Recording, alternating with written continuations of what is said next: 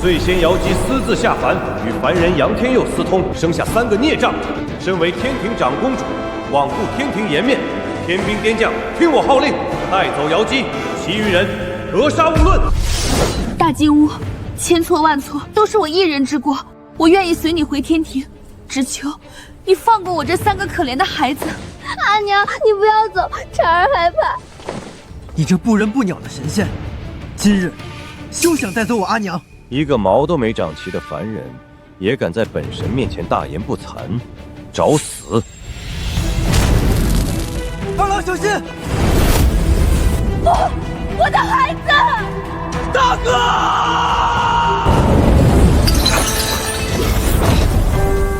我儿莫怕，为父在此。24颗定海珠，你这凡人，竟能请出截教门人赵空明那厮的先天灵宝！朝为田舍郎，暮登天子堂，穿越成杨天佑40载，我发愤图强10年考编，一朝朝歌上岸，只为改写今日命运。莫说是天庭封神2劫，就算是天道也拦不住我。圣经天宝大符印，这杨利佑竟把通天圣人的法宝请来了！区凡人，蔑视天威，逆贼！我要你死！去！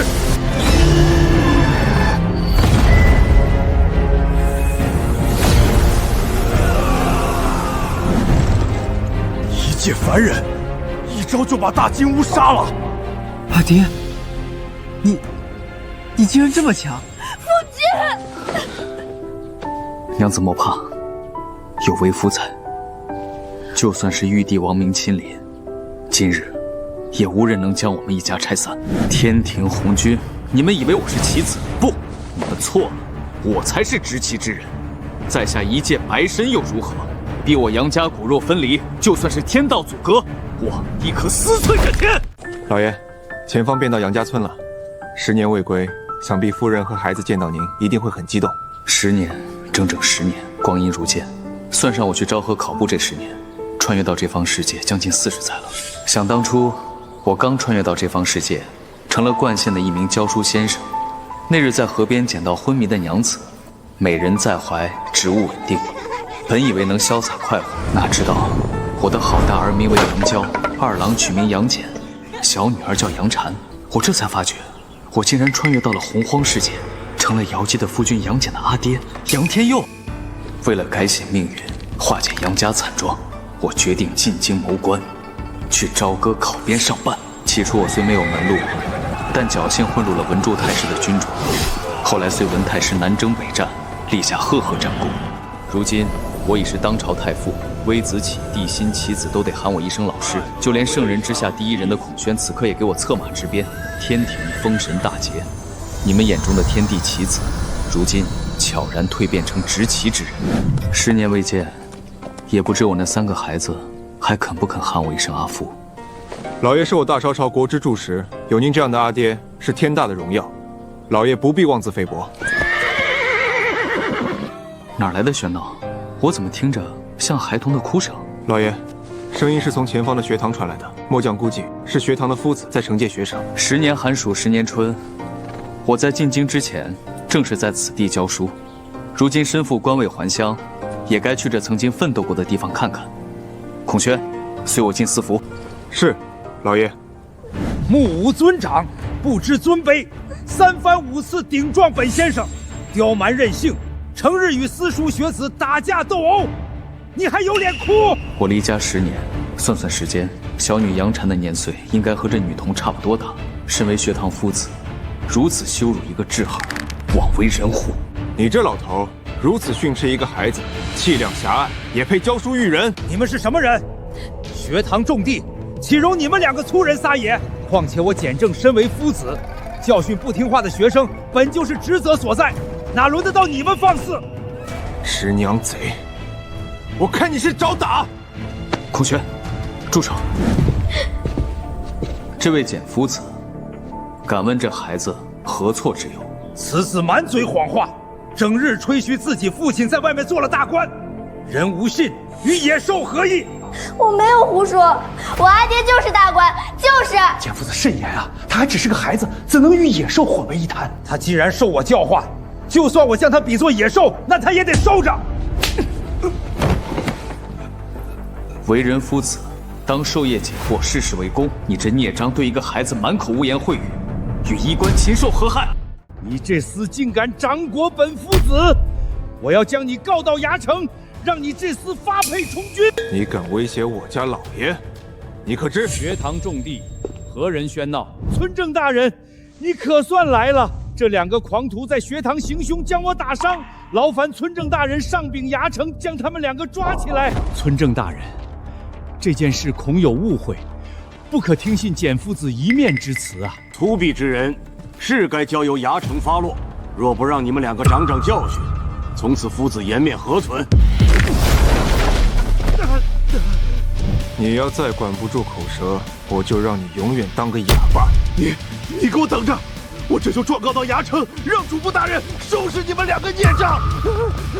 两位，你们快走吧。那主簿梅山远是简夫子的姐夫，趁着村正大人还未跑远，二位赶紧离开杨家村，免得被抓去受那牢狱之苦。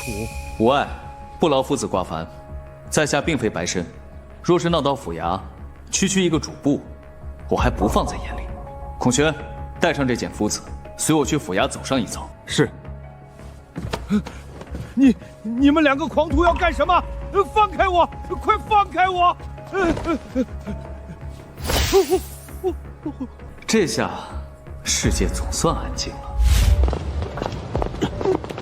站住！你们是什么人？连本将军也敢拦，你们两个好大的威风！小人拜见大将军。免礼，我与老爷要处理一点私事，你们不要声张，速速开门。是。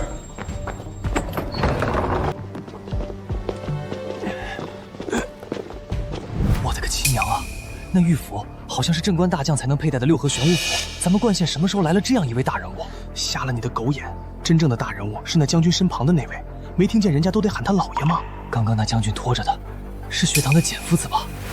招惹这两位大人物，就算他姐夫是梅主簿，怕是也难逃一死。还管什么简夫子？赶紧去灌江找老爷！天大的人物下榻府衙，要是没有老爷坐镇，万一惹得两位不高兴，咱们两个也得完蛋。简夫子有侍卫在身，两个狂徒光天化日，安敢如此？更别提还打了村正，简直目无王法！点兵20人，立刻随我去杨家村抓人。主簿大人，必须严惩这两个恶贼，为我们伸张正义。敢动我梅山远的小舅子，这两个狂徒，用你们的余生来赎罪吧！大人，堂内来了两个男子，挟持着简夫子，说要见县尹大人。那两人，是不是一个孔武有力，一个文质彬彬？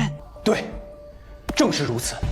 主簿大人，就是这两个狂徒没跑了，想不到两贼竟如此胆大包天，主动送上门来。点上20人，随我去后堂，我倒要看看此2人是何许货色。尔等何人？胆敢擅闯县衙，那是你们能坐的位置吗？堂下罪犯，殴打学堂夫子，欺凌村正，如今擅闯公堂，还敢蔑视本官，罪上加罪，罪无可赦。你是何人？也配在这吆五喝六？我乃冠县主簿。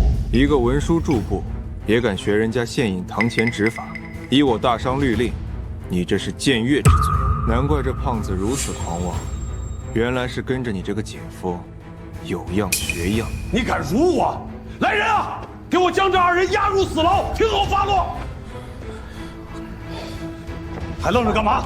没听到主簿大人的命令吗？放肆！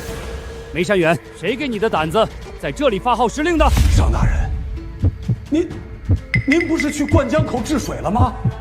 怎的突然回来了？我要是再不回来，这府衙差点就要砸你手里。商大人，你回来的正好，您必须要为小人做主啊！这两个狂徒不仅凌辱简夫子，还将我打伤。按律就该将他们打上80大棍，打入奴籍，发配充军。狗一样的东西，你可知堂上是何人？学生伤远，不知太傅大人亲临，万望太傅大人恕罪。他是当朝太傅。不知者无罪。商大人，起来吧。他就是传说中的那位天下学生之师，太学院长室，六合平章大良造，太子御史，当朝一品太傅杨天佑，小人罪该万死，不知是太傅大人亲临，冲撞了大人，求求大人饶了小人吧。商大人，你认识我？回禀太傅，学生乃是当今丞相大人商容的侄儿，当年在朝歌城中有幸终养过大人的盛言，学生仰慕大人已久，只是一直没机会与大人结交。后来听闻大人是冠县人士，便自请来到这冠县历练。深宫民士，身上还沾着泥巴，回去好好洗洗。这冠县你治理得不错。多谢太傅大人夸奖，能得大人的赞美，学生真是三生有幸。你们随我护送大人离开。至于梅山远简夫子和这村正，打入奴籍，发配充军。是大人。那2位壮士不听我言，如今闹到府衙，简夫子有梅主簿撑腰，这可如何是好？这是怎么回事？梅主簿、简夫子他们怎会落得如此境地？魁夫子，我大商律法森严，这几贼狼狈为奸，落得今日的下场，本就是命中注定。老朽拜见大人。先前不知大人身份尊贵，如有冒犯，万望大人不要介怀。无碍，魁夫子快请起。从今往后，冠县杨家村再也不会有似简夫子这般道貌岸然、枉为人师的衣冠禽兽。大人对学生们大恩大德，老朽替孩子们谢过大人。先生，你好厉害呀！你是不是京城来的大官呀？我阿爹也在京城当大官哦。丫头，你阿爹是不是叫杨天佑？你是杨禅？先生，你是不是认识我阿爹？他现在怎么样？过得还好吗？禅儿，我就是你阿爹。你是阿爹？坏阿爹，你终于回来了！你知不知道这么多年我和阿娘有多想你？恭喜老爷，贺喜老爷，与令妮重逢。禅儿乖，阿爹回来了，咱们一家人再也不会分开了。走，我们回家。阿娘，你快看谁回来了！婵儿，今天怎么这么晚才放学？为娘都担心死了。娘子，一别10年，可曾安好？夫君，10年了，你终于回来了。10年前你留下家书赶赴朝歌，从此再无音讯。我还以为……娘子莫要说这晦气话。你瞧，我这不是好端端的回来了吗？坏人，你当真好狠的心！当年婵儿尚未生产，你是怎能发下狠心，一走了之的？娘子有苦难言，为夫亦有苦衷。不过我可以发誓，从今往后，哪怕是天地，也没法将我们一家人分开。遥想18年前，我与娘子在这冠县河畔相遇，你我因那阿胶结缘，情投意合，很快便生下大郎、二郎，还有婵儿。一晃，婵儿都这么大了，大郎、二郎呢？怎能不见他们在家？大郎和二郎出去治水了，应该快回家了吧？好男儿就应该四处闯荡，要多受一些挫折，这样才能快些成长。老爷，时候不早了，我打算在附近寻一空地搭建炉棚，就不打扰老爷阖家团圆了。孔元告辞。你不是说我狠心一走了之吗？我现在就告诉你，这10年我有多想你。阿娘，我和二郎治水回来了。阿娘，你的脸怎么这么红？莫是生病了？阿娘没事，天气冷，可能不小心受了风寒，大郎不用放在心上。谁？是谁躲在帘子后面？小兔崽子真是长大了，还敢打老子了？你敢欺负我阿娘，我杀了你！二郎住手！快住手！他是你阿爹啊！他是阿爹？儿子杨娇，给爹爹请安。好小子，长这么高了，10年不见，你也是个大人了。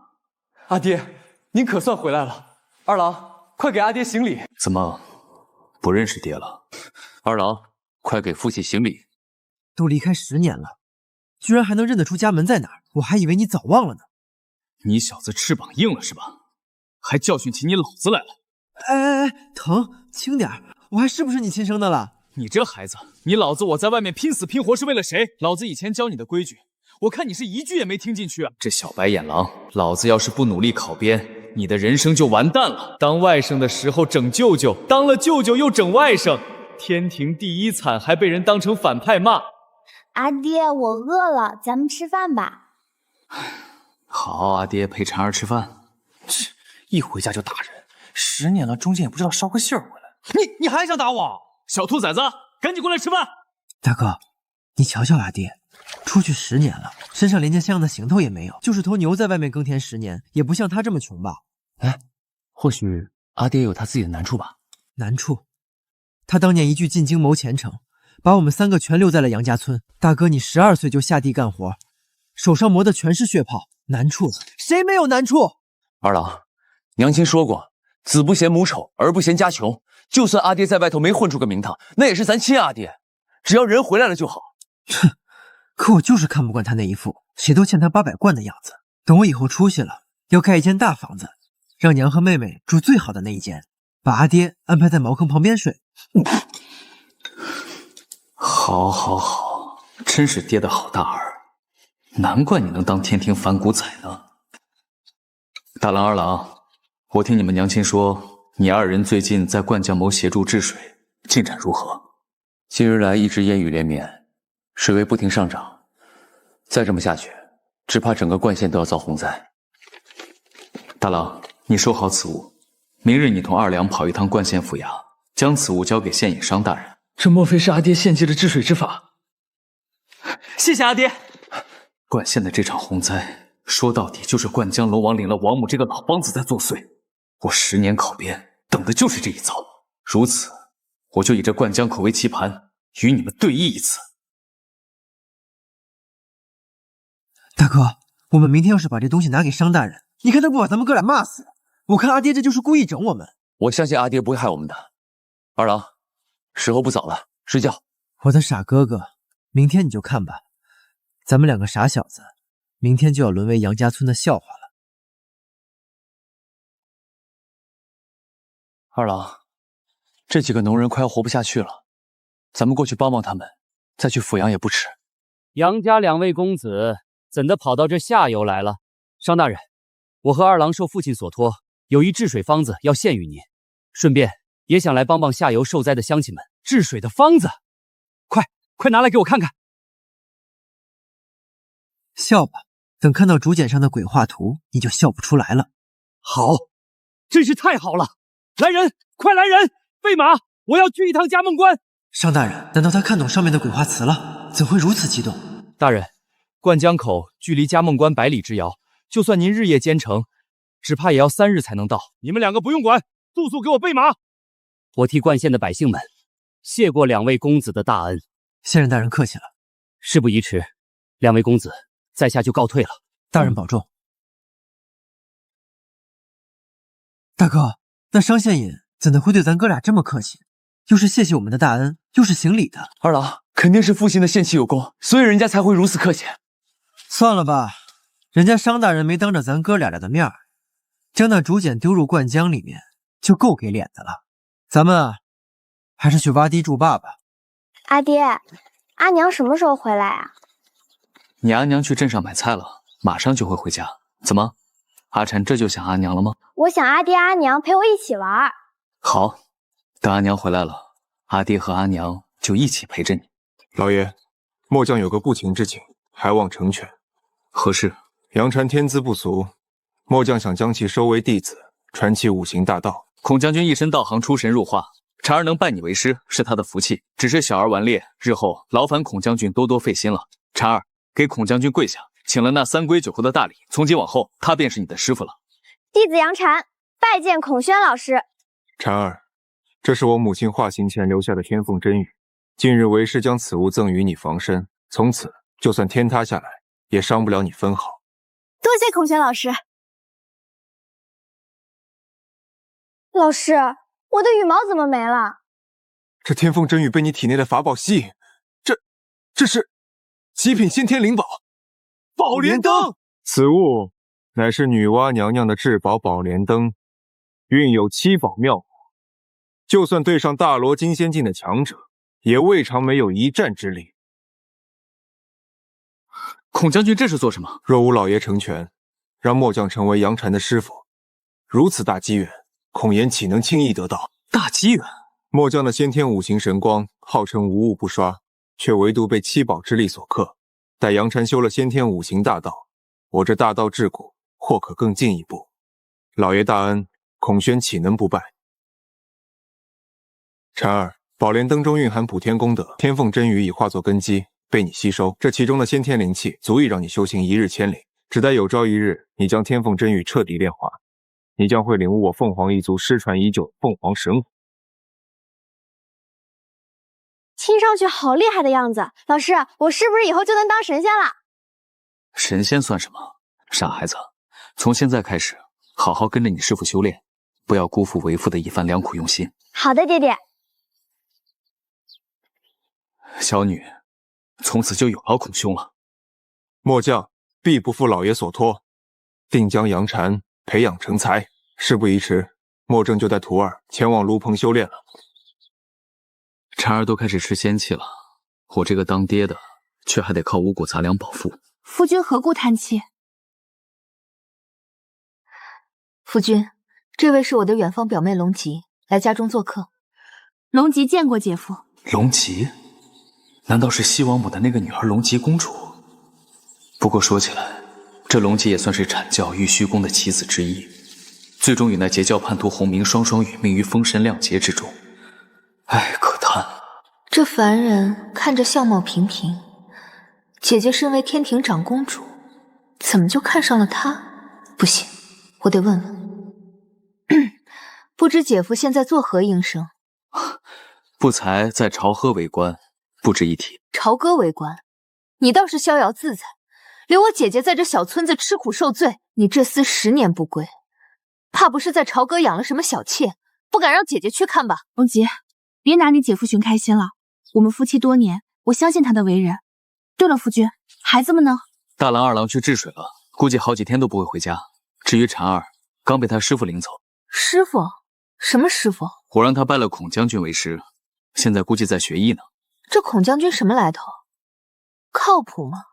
要是误人子弟，还不如让我来教。孔将军之前把守青龙关，战功赫赫，叫婵儿绰绰有余，不劳小姨子费心了。我龙吉堂堂金仙大能，掌先天人水大道，岂会比不上一个人间武？听名字那孔宣就是个草包。不行，不能让小侄女被带坏。一会儿我就去会一会那个孔宣，让他知难而退。姐姐，我观察姐夫1天了，依我看，他就是个不学无术的凡人。让我那小子女拜师一个凡间武妇，这不是自毁前程吗？龙吉，别对凡人有这么大的成见。我啊，能找到你姐夫这么一个知心人，此生已经无憾了。来时你也看到了，灌江龙王在那灌江口作祟，让灌县的百姓两遭了殃。我打算回天庭一趟，希望大哥能看在往日情分上，成全我和夫君。就算让我做一辈子凡人，我也甘之如饴。姐姐，昊天大帝毕竟是你大哥，可王母女王那里岂会善罢甘休？王母的态度，我又怎会不知？龙吉，倘若有一天我不在了，还望你能照顾一下我那3个可怜的孩子。姐姐放心，龙吉定然将3个孩子视若己出。夜深了，你我姐妹歇歇吧。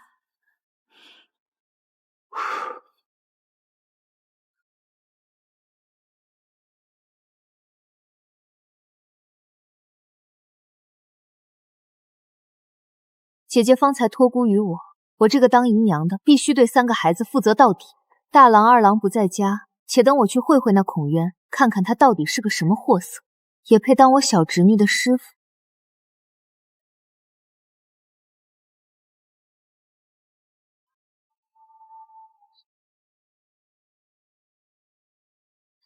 这炉棚倒是修得像模像样，不过凡人终归是凡人，即便效仿修仙先贤，也依然凝练不出法力。且让我看看你这凡间武夫能在你姑奶奶手里撑几个回合。师父，天上好像有东西在窥视咱们。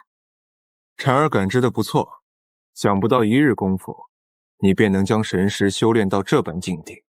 不过人暗我明，你觉得该怎么办？师父白天教过，有敌来犯，先观其势，再定其策。不过徒儿不知那人是敌是友，虚实而动，待到关键时刻，予以致命一击。好徒儿，记住，当你分不清善恶的时候，先保全自己再说。你这躲在暗处窥视的小人，给我现身！这是我那小侄女释放的法术，不好！天地无极，何方妖孽，还不速速显形！慢着，快停手！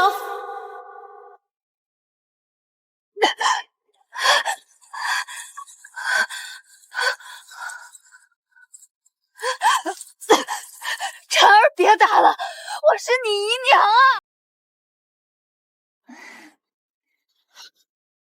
你是我姨娘？你骗人！我阿娘怎会有你这般面如黑炭的姐妹？婵儿，她的确是你姨娘，休得无礼。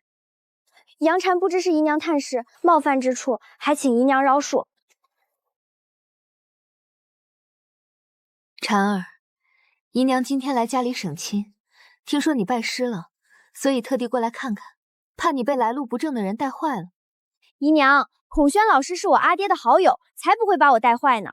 倒是姨娘你能扛下我的法术，想来也是修行之人。不过你这道行可真不咋地，等我来日取得大道，一定教导姨娘正确的修行方法。我龙吉再怎么说也是金仙修为，刚才若非我大意，又岂会被婵儿这个7岁女娃伤成这样？至于她师父孔宣，就算再强，想必最多也只是个凡间宗师武夫而已。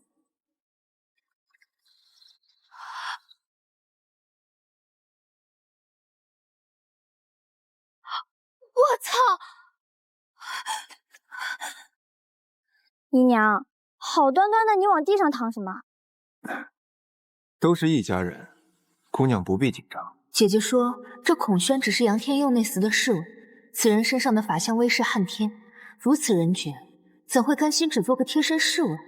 那杨天佑究竟在朝歌城里当了多大的官啊？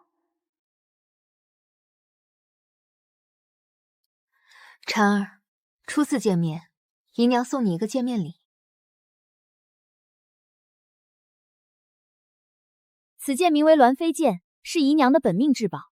此宝名曰四海瓶，能收纳四海之水，专克火系法宝，你可要贴身收好。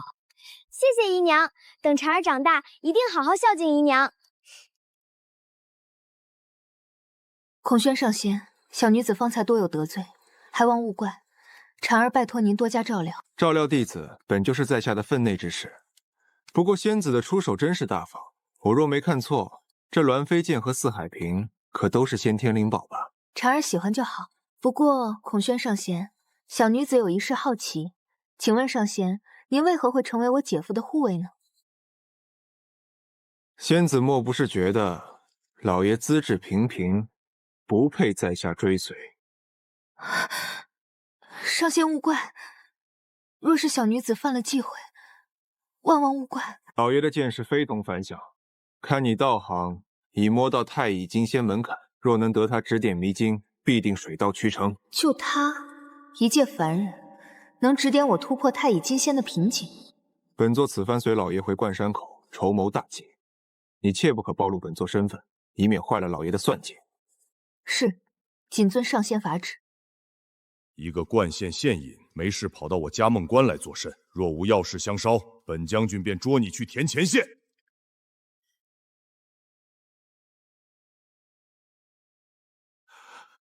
总兵大人，这是太傅大人让我交给您的。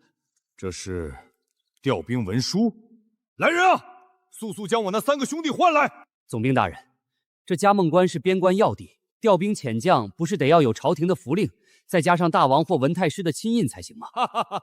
你这蠢材县尹，若无文太师的亲笔符印，就是天王老子来了，也调不动我魔家四将。不过嘛，杨太傅除外，我魔力清除了文太师之外，只服杨太傅一人。征南蛮，杀北鬼，东海平叛乱，这可都是杨太傅排兵布阵，与我一同打出来的交情。大哥，这么火急火燎的叫我们来干嘛？杨太傅急令，传我们兄弟4人点精兵3000，连夜赶往灌江口。哈哈哈！既是太傅急令，岂有不从的道理？看来杨太傅是要大干一场了，那还等什么？点兵，进发灌江口。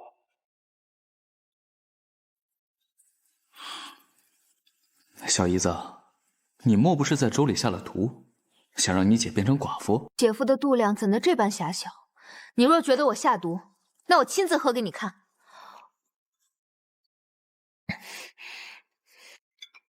姐夫这下放心了吧？说吧，你到底想干什么？姐夫，你不是在朝歌当官吗？能否与我讲讲那朝歌城的奇闻异事？我跟你说，那场面千军万马都得听我的。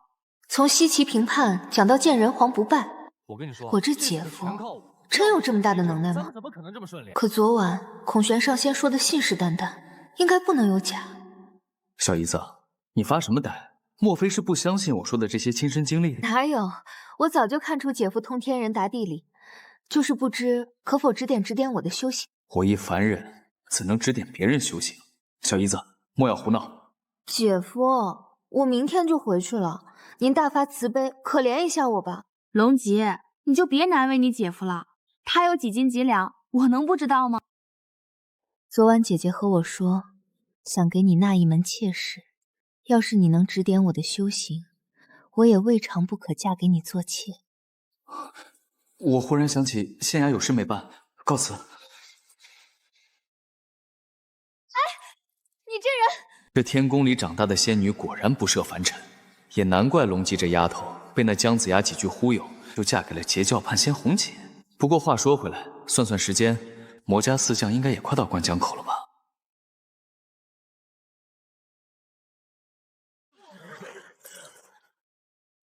魔家四将拜见太傅大人。小点声，小点声，我的耳朵都快被你们震聋了。我四兄弟太久未见您老人家，这不是实在思念的紧吗？太傅勿怪。衙内说话，里面。今日唤你等4人领兵前来，只为解决这灌江口的水患。魔家四将听令。末将在。我命你4人带兵围了灌江口，给我推了那龙王庙，把那灌江龙王逼出来。此僚受我人道香火，却不思回馈人族，给我将这灌江龙王直接斩杀，用其头颅祭奠无辜死伤的灌县百姓。末将得令。兄弟们走，让咱们几个杀财，为这灌县百姓讨个公道。启禀王母娘娘，灌江龙王已遵照娘娘法旨，于灌县星云不语。只要娘娘旨意不收，定让整个灌县被大水淹没，那杨家人定无家可归。瑶姬那个贱人呢？启禀娘娘，长公主还在杨家村，与那凡人杨天佑同住，放着天庭6域仙界之主不做，私下玩间去和凡人苟合，罔顾天规清眷身份，视天庭天规如儿戏。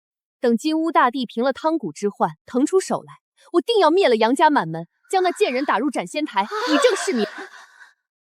娘娘，此事是否要传禀昊天陛下？放肆！本宫乃天下女仙之首，难道还做不了他瑶姬的主？给我传旨下去，命灌江龙王降下暴雨，忤逆本宫。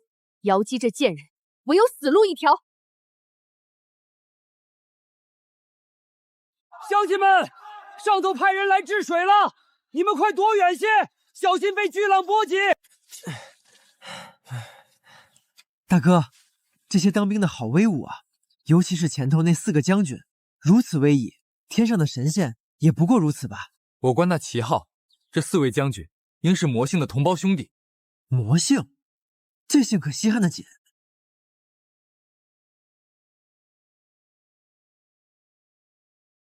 各位乡亲莫怕，我等乃是驻守嘉梦关的魔家四将，奉太傅大人旨意，特来斩杀在这灌江口兴风作浪的孽龙。4位将军竟是要斩杀灌江龙王！灌江龙王有法力加持，恐怕不好对付，将军小心啊！孽龙，你受灌县百姓香火，如今却在这兴风作浪。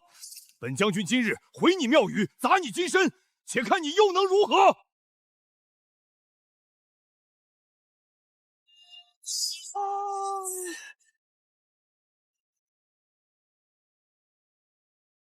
大家筹钱给灌江龙王修的庙宇，就这么被砸了。安糟东西，去你妈的！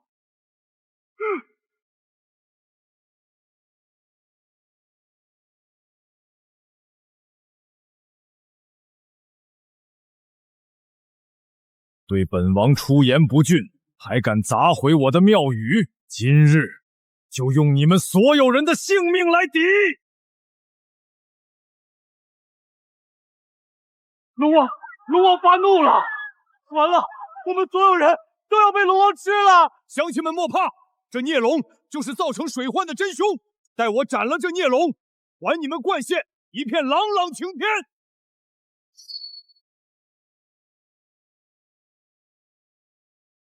我乃天庭正神，掌管一地风雨，本王就是这冠县的天，阴雨连绵还是疾风骤雨，全由本王一人说了算。哼哼哼，狂妄！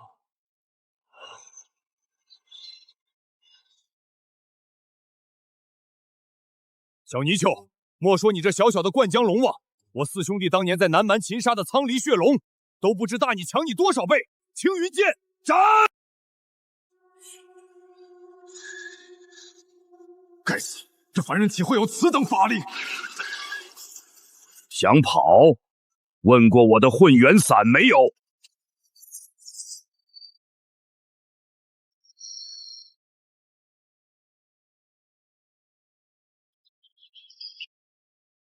冠家门的水患，这就治好了。原来那龙王爷才是造成一切的罪魁祸首。你们胆敢与天庭作对，王母娘娘不会放过你们！孽畜，死到临头还敢狂言！你要干什么？今奉太傅大人之命，灌江龙王为祸一方，当明正典刑！不要！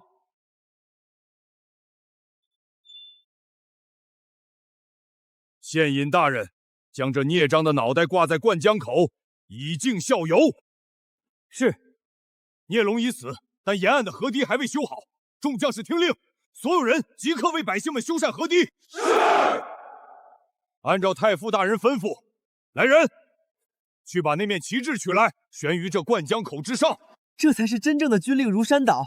这魔子兵也太威风了！要是我那不成器的老爹也能有他们一半威风，我和大哥何须在这儿当泥腿子？哎呦！二郎，别背后蛐阿爹了，走，咱们也去帮忙。金乌大帝成功平定汤谷之患，可喜可贺。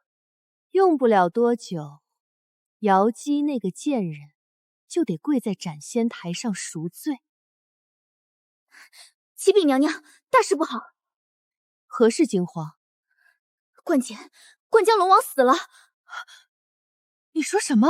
灌江龙王被一伙凡人武将杀了，不仅龙王庙被毁，那龙头还被挂在城墙上示众。还有什么？说！那灌将城上还悬了一面旗帜，上面写着：“你给我一口气说完，本宫恕你无罪。”王母，孽畜！这帮凡夫俗子竟然知晓本宫是那背后操控一切之人，此事绝不能善罢甘休。据灌县土地所说，是长公主的夫君请动了嘉梦关的魔家四将，由这4人出面，才斩杀了灌江龙王。好你个瑶姬，不仅设计杀死了本宫的棋子，只怕那旗帜也是这厮所为。传本宫法旨，宣日夜游神将那杨天佑的3魂7魄拘来。本宫倒要看看这个凡人是何等面貌，敢与我对着干！阿爹阿娘，灌江口的水患解决了。小小水患就把你激动成这样，你以后可是要干大事的人，镇定些。你是不知道，那魔家的4位将军是何等的霸气，砸庙宇毁金身，擒龙王斩龙头，哪像你？阿爹，你给县尹大人献上的治水之策到底写了啥呀？不仅让商大人发疯似的跑去嘉梦共关，还能请动那4位将军出山。瞎猫碰上死耗子罢了。刚才在灌监门，那4位将军口口声声说的是奉当今太傅之命。阿爹，你不是在朝歌给人看了10年大门吗？认不认识这位太傅大人？啊！你这死孩子，晓不晓得你说的当朝太傅就是你老爹我？三手快松手！你要是当朝太傅，我还是9天大帝呢！快去洗手吃饭，等吃饱饭养好身体，爹以后让你当个神君、天尊之类的小仙儿。切，真是没救了，给人看大门看傻了。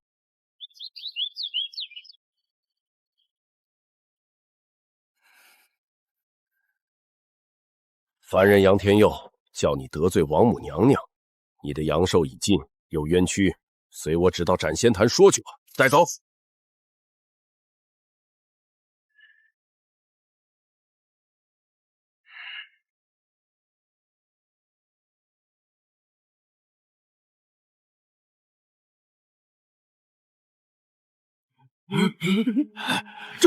这凡人竟然修出了人道气运，这人间竟然有人能将浩然正气修行到这般地步，他究竟是什么人？我乃人间文脉之首，开创太学院，编撰自三皇网帝以来传世的第4本医书，就连那文曲星转世之人都是我的手下之臣。你们2个小小游神，也敢居我阳神？小神有眼不识泰山，不知杨大人乃是人间文圣，望大人恕罪。我们也是奉命办事，求大人勿怪。是王母让你们下凡来拘我魂魄的吧？你2人可知，私尽人间魂魄乃是重罪。小神自是知道违反天规，只是王母那边……王母又如何？她便能肆意践踏天规？你2人可是想效仿那灌江龙王，落得个身首异处的下场？大人息怒，小神万万不敢学那灌江龙王。烦请杨大人指条明路，我兄弟2人愿意天道起誓，从此以杨大人马首是瞻。你2人倒算识趣，起来吧。我命你们给我暗中搜集王母罪证，凡是触犯天规之处，统统记下。大人吩咐，不敢推辞。对了，你们回天庭交差之前，给我将灌江口的那面旗帜送给王母，就说是我送给她的见面礼。谨遵大人法旨。事情办妥后，我会在灌江口给你2人修建庙宇，让你2人得人道供奉。来日你2人去本缓真，自会拥有一番大造化。多谢杨大人。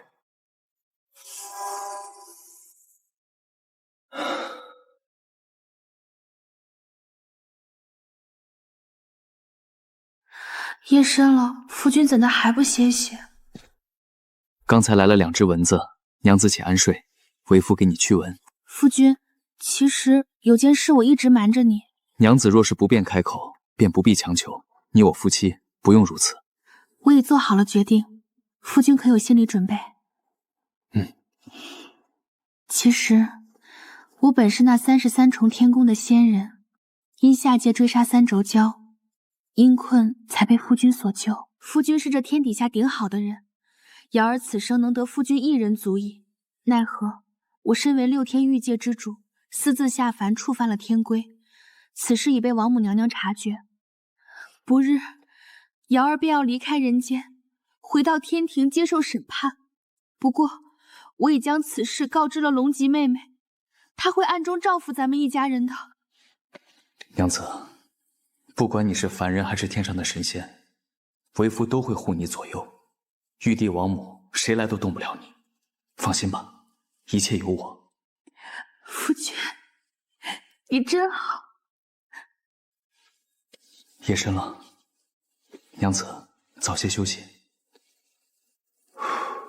你们是说，那凡人杨天佑不仅有人道气运护体，还能以自身气运召见玉京？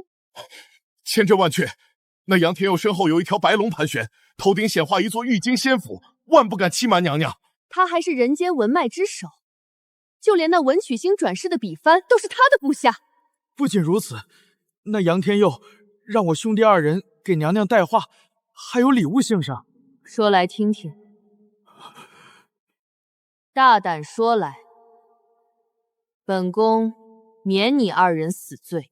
那杨天佑说，娘娘您私尽人间魂魄，违反天规，他夫人是昊天大帝的妹妹，6天玉界之主，有朝一日定要上了天庭，与您当面对质。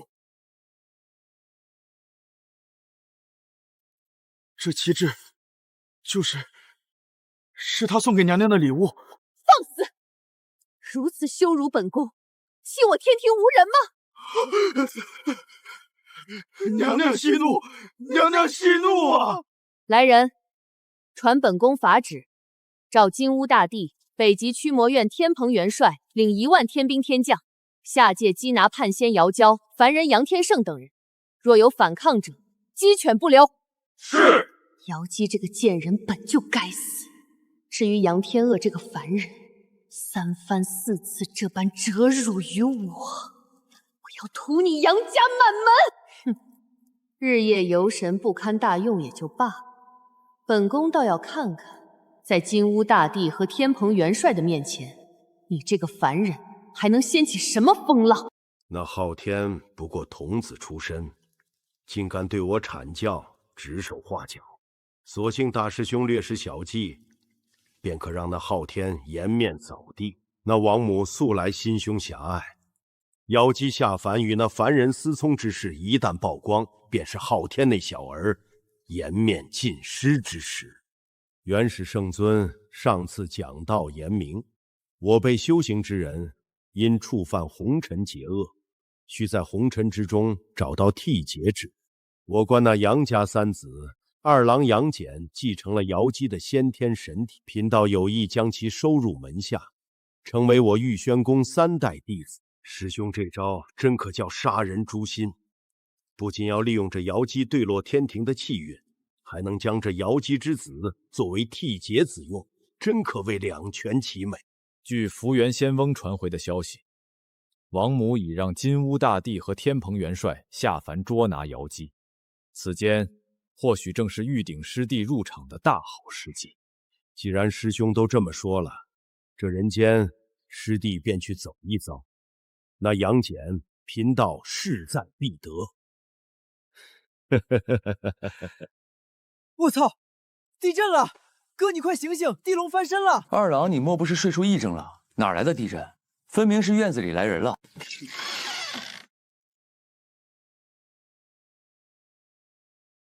拜见太傅大人。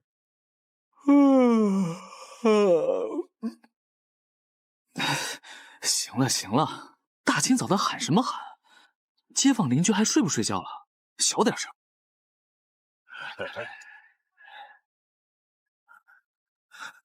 他们刚刚喊你什么？我家二郎问，你们刚刚喊我什么？太傅大人，这便是你府上的2位公子吗？果然气宇轩昂，一表人才。不是吧？你真是当朝太傅？没大没小，你这孩子还不赶紧叫人？拜见4位将军。大公子天资卓绝，是个习武的好材料。假以时日，只怕那黄飞虎也难忘其强辈。这小子还嫩着呢，你们就别抬举他了。大家伙忙了一夜了，让兄弟们先去府衙休息。你们4人暂且先在冠县驻扎几天。是。太傅大人，您家的2公子，他这是……这傻小子受太大刺激了，别管他。我爹，他竟然真的是当朝太傅！原来我是官2代。魔家4将这样的大人物，居然也得老爹面前卑躬屈膝。我还以为那家伙是在朝歌狱看大门的，想不到他竟然是当朝太傅。也不知道老爹什么时候能带我们几个去朝歌城见见世面。唉，话说回来，好些天没见到杨希那丫头了。小友何乎一个人在这儿唉声叹气？我操！老道士，你是谁？知不知道人吓人会吓死人？哈哈哈哈哈！贫道云游4方，偶遇小友，见你根骨不凡，是个修行仙道的好饺子，故此有心过来结交一番。修行仙道，莫不是能腾云驾雾、点石成金的那种法术？哈哈哈！是极是极。你要收我为徒吗？贫道正有此意。若小友愿意拜入我门下，假以时日，必成大器。要是我能修行仙道，是不是也能像魔家4将一样斩妖除魔，保护家人？不过，道长，拜师修仙这事我一人无法做主，我得先请示爹娘，再做打算。哈哈哈哈！小友年纪不大，便懂得孝道为先，难得难得。也罢。贫道也不急于一时，3日后，贫道仍在此地等你答复。好，3日之后我一定来。刚刚那是仙术，发达了，发达了！我杨戬终于要踏上仙途了，我得赶紧回家，把这个好消息告诉爹娘。爹，儿要发达了！在为父这个当朝一品大员面前讲发达了，你小子飘到天上去了？爹，我回家路上遇到了个仙风道骨的道长，根骨不凡，收我为徒。道长收徒，看来是阐教的那帮人要开始考试了。不过按照原来的轨迹，这小子不应该是等瑶姬被押桃山以后才被玉鼎那老小子收徒的吗？想必应是我气运强大，冥冥中改变了些许因果。阿爹，到时候你也别做官了，跟着我上山修行去。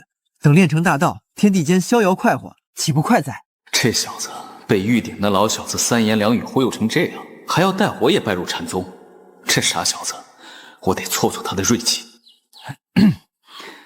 二郎，有这样的好事，你怎么不想着带上妹妹？阿爹说的对啊，咱们一家人都要踏上修行之路，不光是阿爹你和妹妹，还有阿娘和大哥。打住打住，你爹我不是修行这块料，你娘也不会去修行，将来你大哥还得给我们养老送终，到时候你还是带着婵儿一块去吧。二郎，从此仙凡有别，先别和你娘说了，我怕她伤心。等你正式拜师以后，你再找个时机告诉她吧。阿爹，就算日后我成为仙人，也不会忘了你们。放心吧，就算成仙，也是我先成仙。不过嘛，正好这些天婵儿的修为大涨，她不仅炼化了天凤真雨，还凝练出了凤凰神火，也不知玉鼎那老小子扛不扛烧。果然，因果变了，一切都变了。金乌大帝决定我杨家存亡的大战马上要来了。不过老子布局10年，想要灭我杨家满门，天庭玉虚宫，你们做梦！大金乌这一世等着被秒杀吧。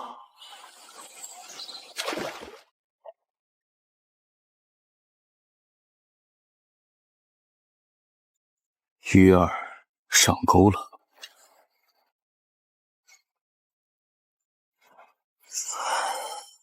上清戒法，太虚幻境。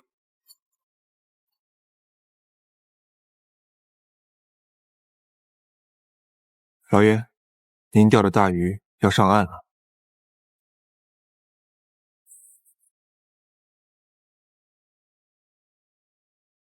这便是瑶族的凡人夫君，平平无奇，有何特别之处？金乌大帝，断不可掉以轻心，此人能得长公主倾心，定有过人之处。我天庭儿郎万千，瑶姬却私婚私到了人间，找这么一个凡人，简直丢人现眼。再怎么说，长公主也是昊天陛下的妹妹，慎言啊！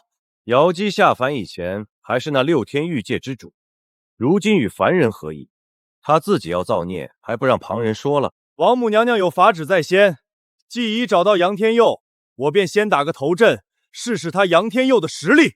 天蓬，你要是敢在本座面前耍心眼，我定会禀明王母娘娘。大胆凡人杨天佑！刚才在天上怎么没注意到，杨天佑身边还站着个如此威武不凡的汉子？天蓬元帅有何指教？你便是瑶姬娘娘在凡间的丈夫杨天佑吧？你惹得王母娘娘震怒，派下天兵天下来围剿你杨家，你一个凡人肯定是跑不了了。哎，真是造孽！天蓬元帅既不动手，又和我讲这些，难道是想通敌？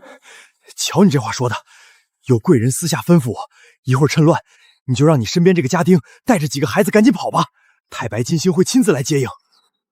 这天蓬还算个厚道人，那个所谓的贵人，不用猜也知道是谁。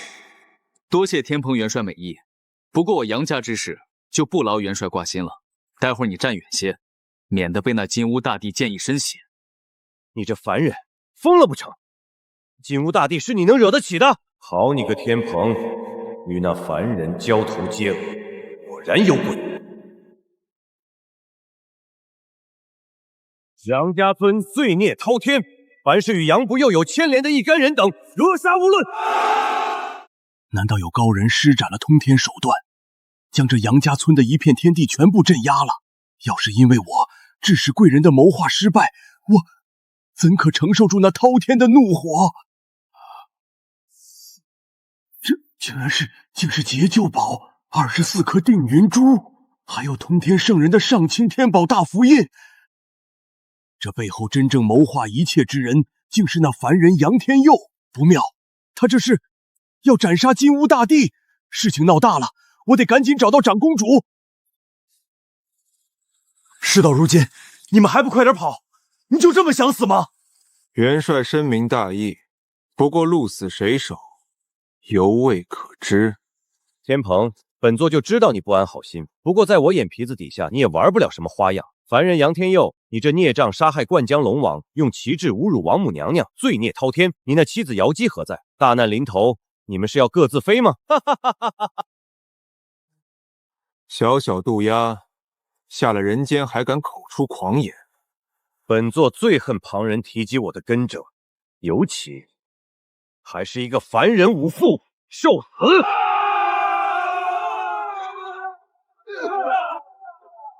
怎么回事？他杨天力一介凡人，上哪请动与天兵天将对抗的帮手？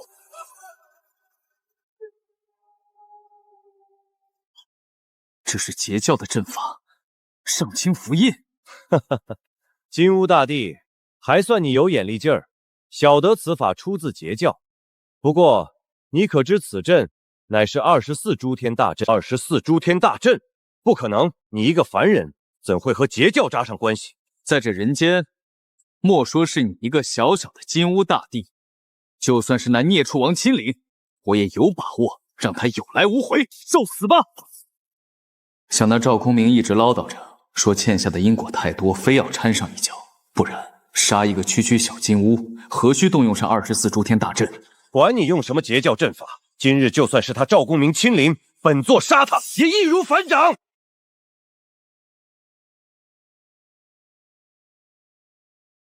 杀鸡焉用拿刀，老爷坐着看戏便是。小小渡妖，由我来对阵。这竟是血脉压制的力量，而是那陆阳元君。小小陆商岂敢与本座齐挥？就算是妖皇帝婴，本座也不屑一顾。听好了，本座乃是上古凤凰一族天凤之后，这天下的所有飞禽，皆在本座治河之中。你竟是元凤的后裔？现在知道自己是何等可笑了吧？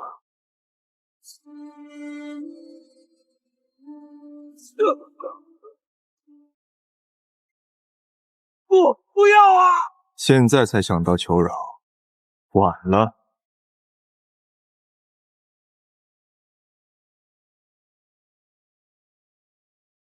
方才情急，小臣才失了礼数，见过这位前辈，拜见驸马大人。今日成了元帅的恩情，不过还是劳烦元帅上天庭以后管住嘴，懂吗？大驸马教训的是，这金乌大帝在凡间大开杀戒，还妄图压害长公主，罪大恶极，死有余辜。是了，元帅也该回去交差，我便不送了。下次有空可来杨家村做客。多谢大驸马。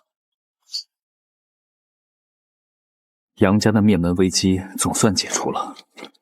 想来，若不是这10年我精心谋划，今日只怕得亲自感受一遍骨肉分离、一家人生死相隔的场景了。当年我随文太师南征，路过峨眉山，顺道上山拜会赵公明。因缘际会，我与赵公明论道7天7夜，引得他如痴如醉，才得到这24颗定中珠。乃至后来我编纂一书立太学院，这背后截教也出了不少力。哪怕我严明和天庭的恩怨，赵公明也毫不犹豫地要出手相助，就是不知这是否也是通天教主的意思。不过今日这杀业算不到他赵公明的身上，如此我也能稍稍心安一些。我还以为那金乌大帝是多大的神仙，想不到也只是个小小的渡鸦而已。不过这极品先天灵宝定海珠落在那赵门手里真是浪费，他参悟那24诸天，恐怕也只能见个皮毛。这等大道参悟需要一定时机，时机到了，大道自然可成。危机已了，眼下还有另一件事，孔将军，不知婵儿如今的修为如何？杨禅天资卓越，如今已炼化出凤凰神火，不知老爷为何突然发问？我家二郎受那玉鼎真人蛊惑，非要找他拜师。可这玉鼎小儿虚伪之极，其目的是让二郎成为替劫的棋子。不知以婵儿如今的修为，能否应付得了这玉鼎真人？若是能以人善之力催动宝莲灯，就算是玉鼎真人，也伤不了他分毫。老爷，那是夫人。罢了，看来瑶儿终究是想独自扛下一切。且让她先走一步，不日我也打算上天庭一趟。回去吧。夫君，瑶儿罪孽滔天，无奈只能先行一步。待我平了天庭之事，你我夫妻自会有相见的一天。照顾好我们的孩子，珍重。瑶儿，若是昊天真能摆平一切，又岂会密传太白金星和天蓬卷转如此行事？为夫才是你最大的靠山啊！阿爹，你别难过了。阿娘和我说，只是去外地省亲了，过几天就回来了。你饿了吧？快吃点东西。阿爹不难过，阿爹现在精神着呢。对了，二郎呢？他从昨天就一直抱着个蒲团不撒手，说要当仙人，不知道抽的什么风。这傻小子，真不知道随了谁。大郎，如今你也成年了，有些事我也该告诉你了。其实你娘根本就没去外地省亲。那阿娘她现在在哪里？你阿娘其实是天上的神仙，她就在这九重天上。阿爹，你是不是想娘想的魔怔了？看来不让你开开眼，你是不相信阿爹说的话了。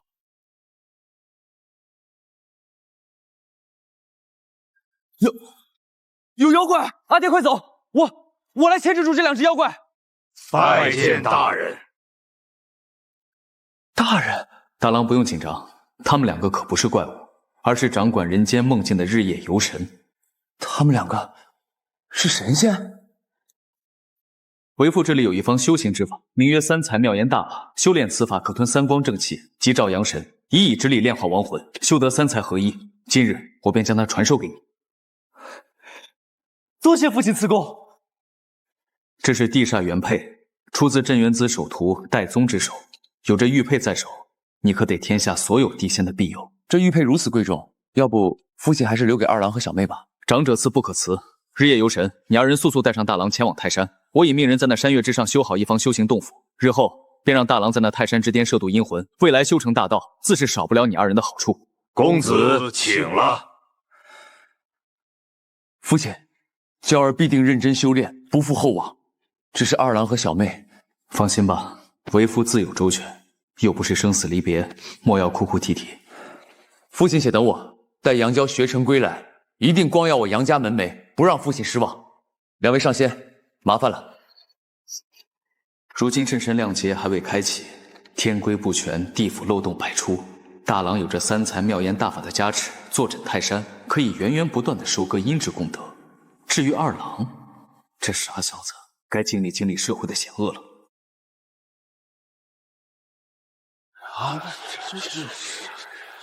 今日怎的突然召集我等？发生什么事儿了？你还不知道？那奉旨下凡缉拿杨家满门的金乌大帝死了，还是被长公主的那个凡人夫君杨天佑杀死的。一个凡人怎会有这等大神通，居然能斩杀金乌大帝？肃静，宣天蓬元帅进殿。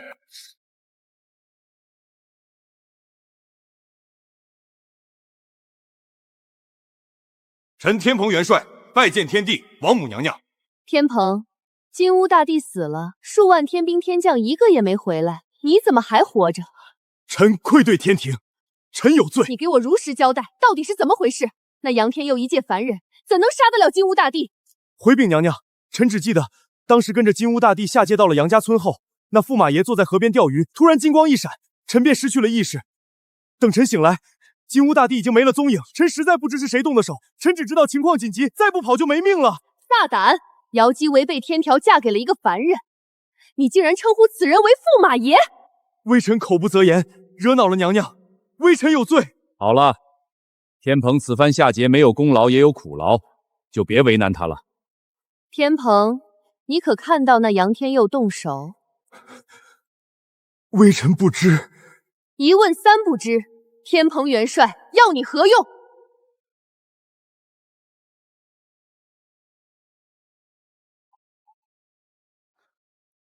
天帝，那瑶娇已经上天庭了。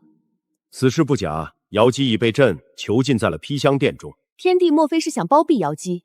身为天庭长公主，下凡嫁人本就触犯天规，如今更是牵扯金乌大帝之死，此等重罪，若是不押渡天牢，我天庭岂有规矩？瑶姬毕竟是朕的妹妹，可她也是天庭之人，需遵守天规。瑶姬戴罪之身，有什么资格住在披香殿？娘娘所言极是，若不处罚瑶姬，日后这天规便无人信服，还请陛下早做决断。难道众卿家都这么想吗？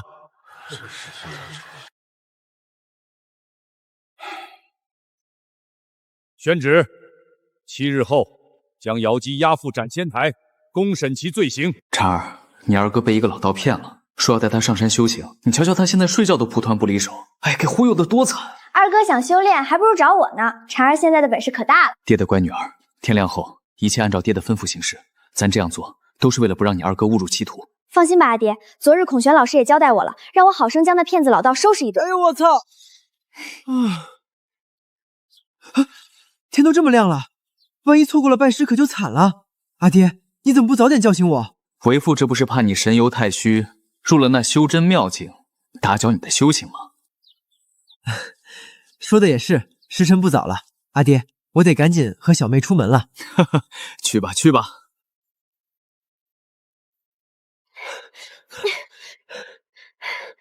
二哥，你慢点儿！不行，万一那仙人跑了怎么办？错过仙缘，我这辈子就毁了。道长，我来了，我把我妹妹也带来了。这小丫头根骨比起杨戬竟也不差，好，真是让我捡到宝了。小友守信，贫道甚上欣慰。小友身旁这位姑娘便是令妹。对，这是我三妹，名叫杨婵。婵儿，还不快来拜见道长？小丫头，贫道欲收你二哥为徒，传他仙家妙法。你若愿意，也可一并拜入门下，日后逍遥天地，岂不快哉？婵儿，快随我一起跪下磕头拜师，这可是天大的机缘。老道士，你有什么本事，也敢说消我们兄妹二人？婵儿，你胡说什么呢？快给上仙道歉！想不到你这小丫头的胆子倒是不小。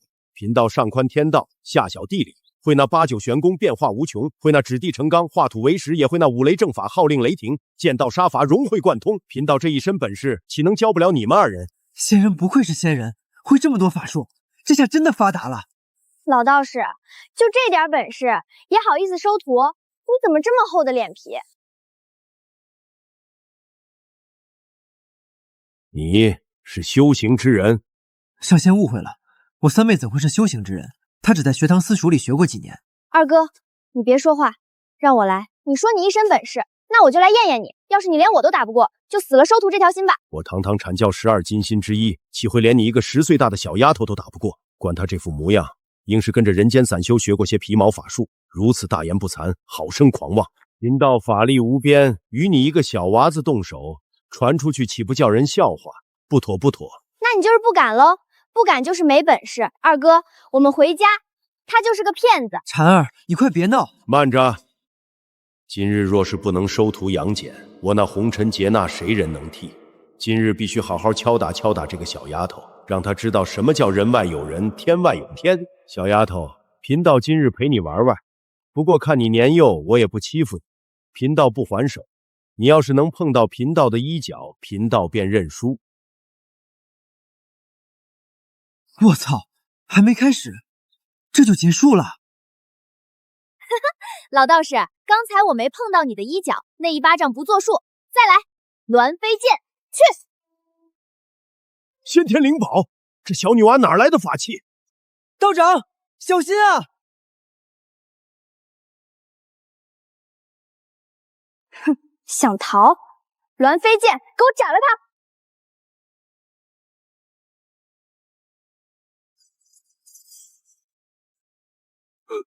我的成仙路，我的腾云驾雾，斩妖除魔，这老道士竟然真的是个骗子！不，婵儿，慢点，你慢点打，别把道长打坏了。妈的，这小女娃莫不是哪个至武转世，怎的这么能打？不行，我不能再留手了。今日被这女娃打得这般狼狈，我身为阐教12金仙之一，颜面何存？三昧真火！在凤凰门火面前，你这小火苗岂能伤我？妖道，你就这么一点本事吗？可恶！今日我必将杨戬收入门下。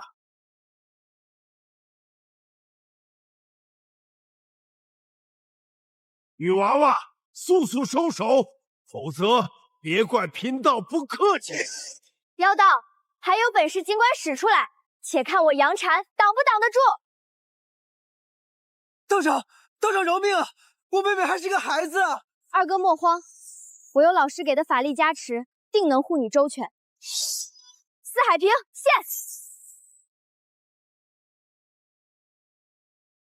玉清雷法已现，若是再冥顽不灵，别怪我不客气。小小雷法，且看我这一击！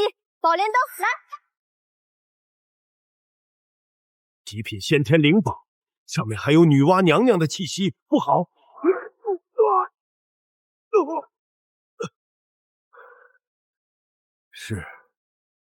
是贫道输了。认识到差距就好。二哥，我们走。慢着，老道，你还有事儿？贫道愿意承认，女娃娃你天赋迎宾，贫道不是你的对手。但你二哥不同，他根骨不凡，是修行8、9玄功的绝佳神体。贫道诚心收他为徒，传承无上大道。杨戬，你可愿意？玉鼎老道，你连我女儿都打不过，还敢死皮赖脸收我家二郎为徒？你这老狗，脸皮真是比城墙还厚。你便是他们2人的父亲，杨天佑。不错，你一个凡人，怎会知晓贫道的身份？玉鼎老道，我不仅知晓你是阐教人，也知道红尘杀劫一事。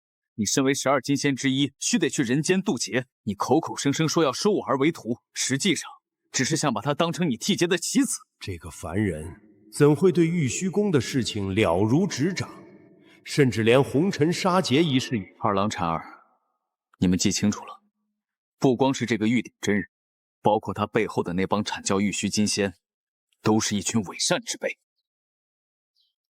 完了，现在杨戬看我像看仇人似的。闭嘴，给我闭嘴！你们娘亲正是被玉虚金仙算计，才会坠落凡尘。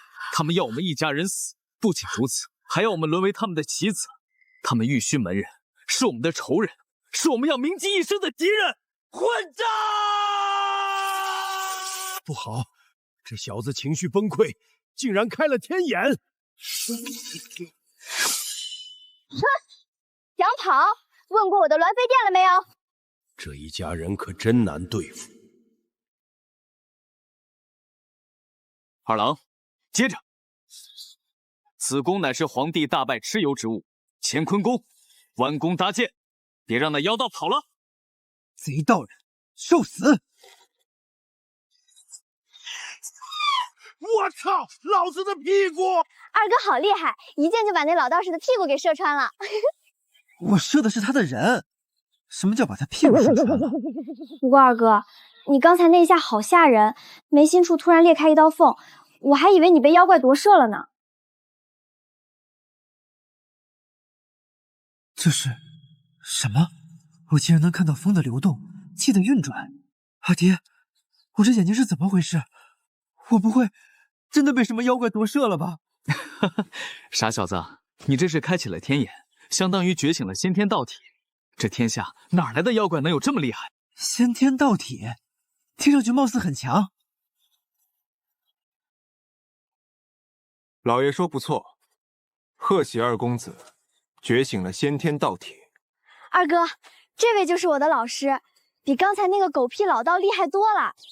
杨戬拜见仙师。老爷，您这一家子真不得了，婵儿先天灵性十足，二公子如今又觉醒先天道体，假以时日必成大器。不过二公子如今神性已开，日后不可再碰凡俗之物了。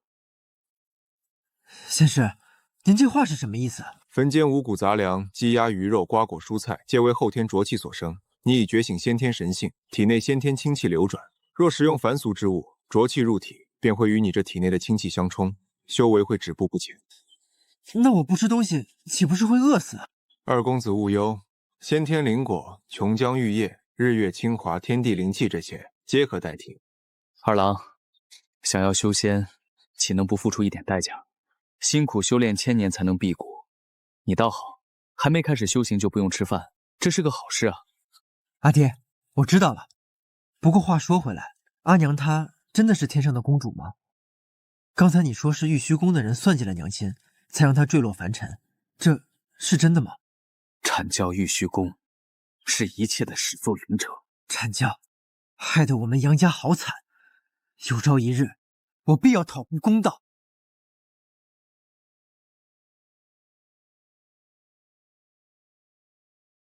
父亲小心，来人实力强大，恐怕不好对付。太师远道而来，在下不胜感激。哈哈哈！9日不见杨太傅，似乎沧桑了不少。这个大胡子，原来就是传说中的文太师，好霸气！接到传讯后，我便马不停蹄赶去了碧游宫，拜会了通天祖师。祖师已派遣截教弟子出山，定能护住好友周全。竟跟通天教主都亲自下场了，我这点小事何必？哎，此事祖师爷自有盘算，你就不要操心了。那就多谢太长大恩了。你我二人何分彼此？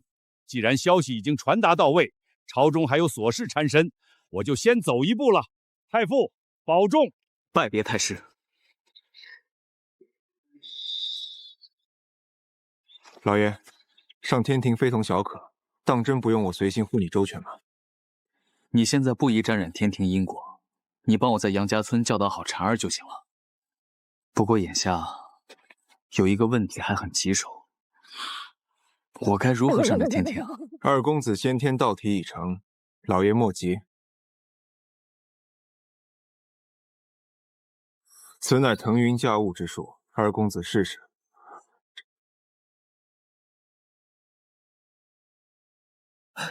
多谢仙师，时间不等人，阿爹走了。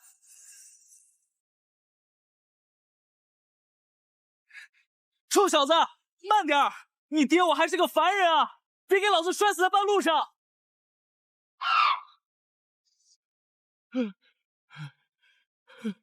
师兄，师兄救命啊！师弟，你怎会如此狼狈？贫道本欲收那杨戬为徒，岂料杨戬那凡人父亲杨天佑早就算出贫道设计，我成了瓮中之鳖，被好生羞辱。那杨天佑甚至取来了乾坤弓，才被他们算计到这般田地。若不是我跑得快，恐怕我阐教12金仙要少一位了。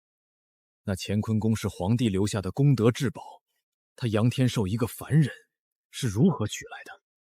师兄有所不知，那杨天佑远没有想象的那么简单。师弟莫慌，此事既然如此棘手，不如咱们借天庭之手来斩杀杨天佑。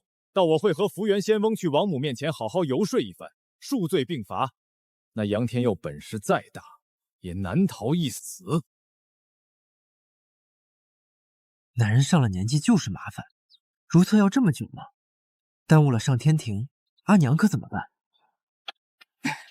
臭小子，老子才离开一会儿，就在背后蛐蛐你爹。阿爹，你到底干嘛去了？怎么去了这么久？臭小子，接着。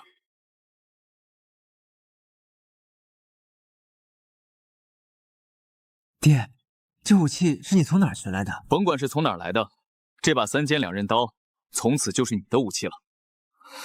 还好那3手胶够蠢，被我一顿游说，心甘情愿变成武器。如今二郎提前得到趁手兵器，上天庭后又能多几分自保的能力。姐夫既是要上天庭，何不带上小妹一起？龙吉，你怎么来了？我已得到消息，昊天陛下降下圣旨，姐姐今日便要被打入斩仙台。姐夫既然要上天庭救姐姐，我也要一同前去。阿爹，他是……时间紧迫，我来不及跟你细说。她是你小姨娘，反正不是坏人。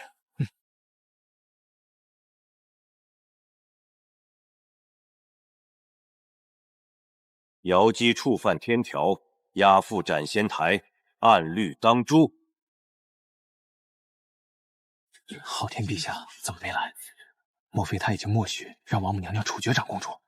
慎言，不论是昊天陛下还是王母娘娘，都不是咱们能得罪得起的。身为天庭长公主，下嫁凡人，还生下3个贱人，瑶姬，你可知罪？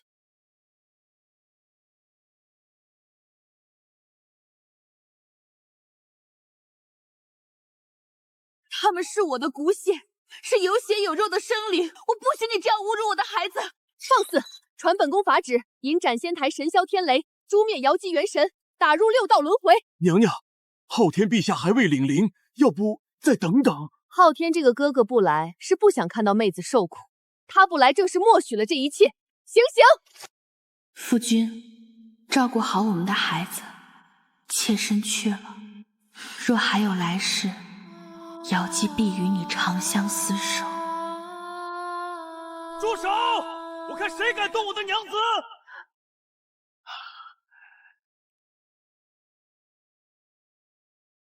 好啊，天蓬元帅，本宫就说你有鬼。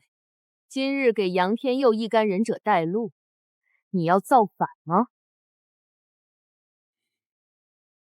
谁叫我这么倒霉？今日值守南天门，刚好赶上大驸马闯天庭警救长公主。娘子，你先等着，为父这就救你出来。夫君，你快走，不要干傻事！斩仙台重地，擅闯者死！给我站住！你是何人？哈哈哈哈哈！你这凡人有何资格知晓本仙的名讳？还不速速跪下受死！拿下你这等狂徒，无需娘娘动手，小臣翻掌即可诛杀此料。求我阿娘辱我阿爹，大言不惭的好手匹夫，我杨戬要你血溅在这斩仙台上！我的二郎长大了，好，今日我们一家人同生共死。同生共死？二郎，莫说那晦气话，什么同生共死？今日我们都要活着回京。王母，我请问何为醉仙？我看这天庭之上最大的一头醉仙，便是你这孽障！放肆！众卿还愣着干嘛？速速给我杀了这个凡人！他手上不仅沾着月老的血，金乌大帝也是死在他的手中。给本宫抽魂炼魄！我要让杨天称这死，永世不得超生！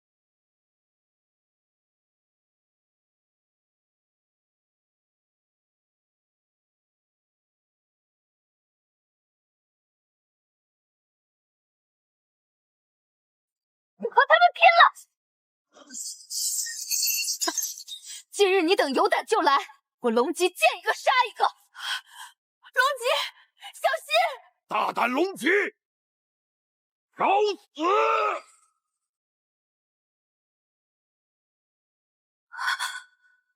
糟糕，无命休矣！姐夫，你一定要带姐姐离开天庭。龙吉，先走一步了。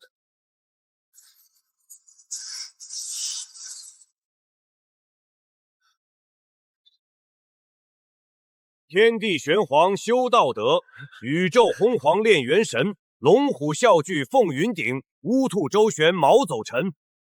公明，这厢有礼了。道兄，赵公明，你乃截教门人，何故擅闯天庭，还出手打伤巨灵神？贫道应昊天大帝妹夫所请，前来天庭一叙，王母娘娘莫要空口污人清白。一个罪人，也配叫做昊天的妹夫？赵连明，你截教要为了这一个蝼蚁得罪我天庭？昊天大帝的家事，贫道无权过问，但此事既是昊天大帝妹夫所托，贫道岂能不给这个面子？赵公明，本宫念指你是截教门人，不愿与你为敌，你不要给脸不要脸。通天老师总说贫道厚脸皮，不劳娘娘再给贫道赏脸了。上天入地三界六道，有贫道在此，谁也动不了杨天寿。这赵高明在天地间是出了名的头铁，他们截教门人更是以没有规矩著称，这可如何是好？赵高明身怀24颗定仙珠，就算是王明亲自出手，也未必有几分胜算吧。王母，你嘲笑我为蝼蚁，但可知蝼蚁之姿亦可撼天。今日我不光要救我夫人，更是要制裁你这不知天高地厚的孽障。杨天佑，你以为你是谁？也配在天庭发号施令？还有赵明明，你也不要作茧自缚！你犯下如此大逆不道之罪，今日就算是通天圣人亲临，也保不住你！老妖婆，今天我就干票大的，打肿你的脸！小友，有话好好说，莫要动粗。既然今天都把话说到这个份上了，那我就把话再说明白些。王母，你身为天庭主母，不修德行，专权跋扈，这些年多少有能力的仙人，只因不愿与你同流合污，被你贬下凡尘；多少公关只因一句不中听的话，就被你随意打入天牢。你这孽障，给本宫住口！你口口声声维护天条，可你自己呢？私调天兵，私居魂魄，私设行堂，这是天规还是你王母的家规？你为了自己的脸面，不惜降下大水淹没百姓良田，派下天兵屠戮无辜，为了对付我一个凡人，派下金乌大帝这等天庭至尊，任人唯亲，滥用私刑，这就是你天庭主母的所作所为。娘娘莫动怒，东华帝君马上抵达，我师南极仙翁也在赶来的路上。待他二人抵达，便是这杨天愣生死道灭之时。本宫要将他杨天佑扒皮拆骨，让他永生永世不得好死。我还要参你一个滥用奸人。王母，你看看你身边都是些什么货色？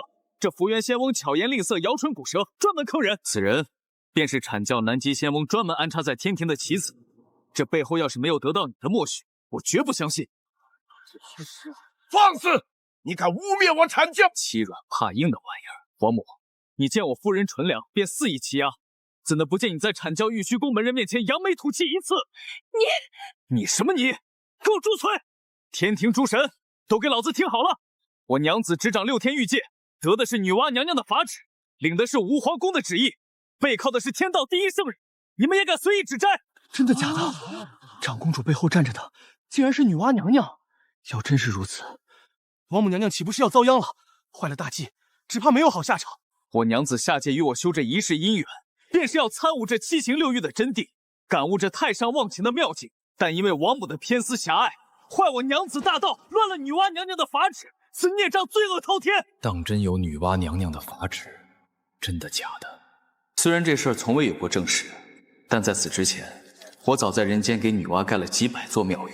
既然你成了我的捐的香火，那就给我当一回大旗。太白，你速去寻昊天来主持大局。这杨天佑竟敢把女娲娘娘牵扯进来，必须要治他一个大不敬之罪。小臣遵旨。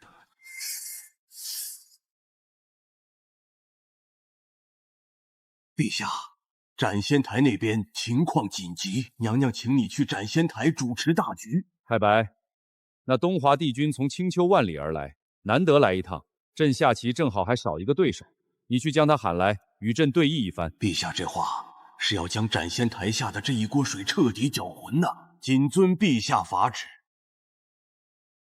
朕虽为天帝，但牵扯过多，也只能做到这个份上了。你这个妹夫，可别让朕失望。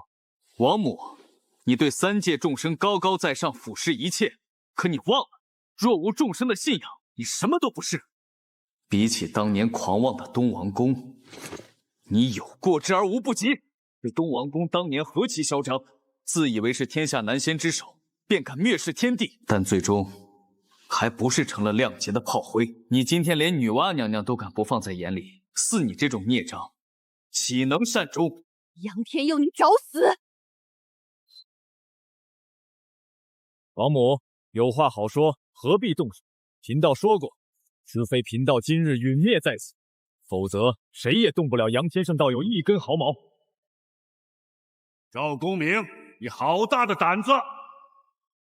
你这截教门人不待在峨眉山清修，跑到天庭撒野，还敢对王母出手，你可知罪？今日这天庭可真是热闹，贫道应昊天大帝妹夫之请来天庭做客，可他王母不问青红皂白便要出手杀人，贫道只是挡了一下，何罪之有？强词夺理！你截教果然都是一群披毛戴角、师生软化之辈，与这些凡人为伍，自甘堕落。我截教有教无辈，却有不少师兄弟妖族出身。你阐教自诩正道，可曾做过一件好事？逐鹿之战，你们屠杀9黎一族犯下的红尘杀劫至今未消，拆散人家骨肉，毁人家庭，你可知天生万物，众生平等？你阐教所为，连我们这些披毛戴角的妖族都不如。哼！赵空明，你休得胡搅蛮缠！那杨天寿杀了月老，杀我弟子，就是与我阐造为敌。今日贫道势必诛杀此料。阿爹，这老头好像来头不小，你要小心。南极仙翁这糟老头这样说话，算是把截教得罪死了。等着瞧吧，好戏马上就要开场了。南极仙翁，无耻老贼，如此辱我截教，弃我截教无人乎？截教4大亲传亲至，平日见一个都难，今日他们4个居然一起来了。我明明没有惊动碧游宫，怎的多宝师兄他们都来了？大兄，上天庭这种大事，怎的不知会我一声？就连赵空明的亲妹妹三霄之首的云霄仙子也来了。杨天佑这个凡人，到底给截教门人灌了什么迷魂汤？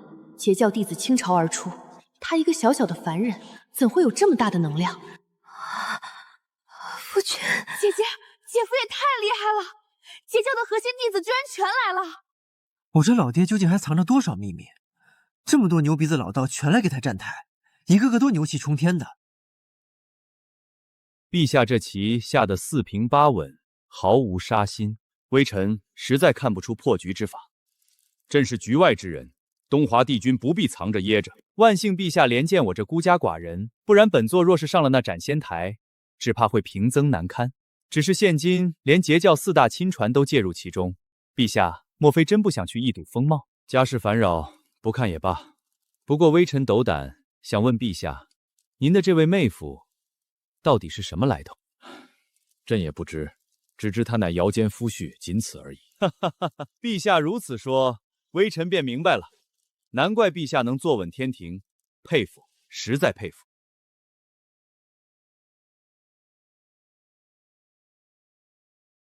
那是通天圣人的坐骑魁牛，身旁的2位是圣人门童水火童子。那是通天圣人的至宝清平剑，见清平剑如见圣人亲至。这通天教主难不成是欠下了杨天佑大因果吗？众仙见清平剑，如见通天圣人亲临，为何不拜？大胆！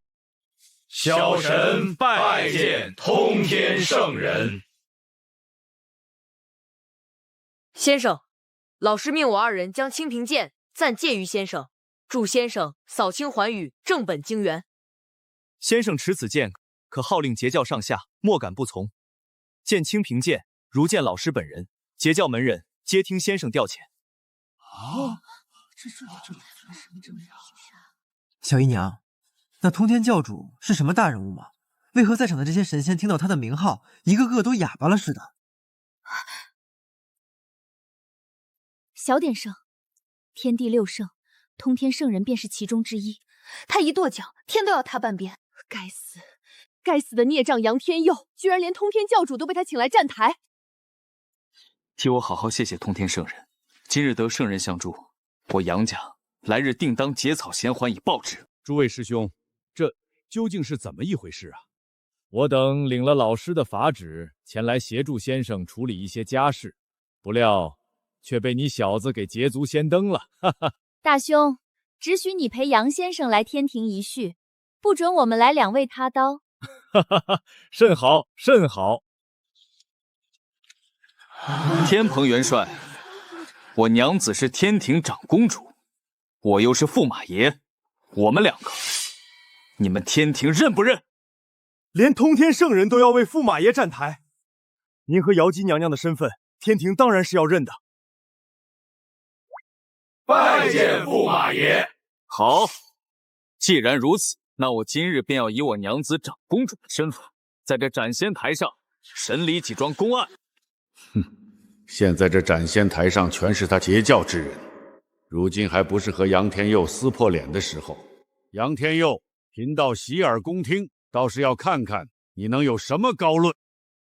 天蓬元帅听令。是。我命你速速将福元仙翁和月老这2个吃里扒外的东西拿下。什么？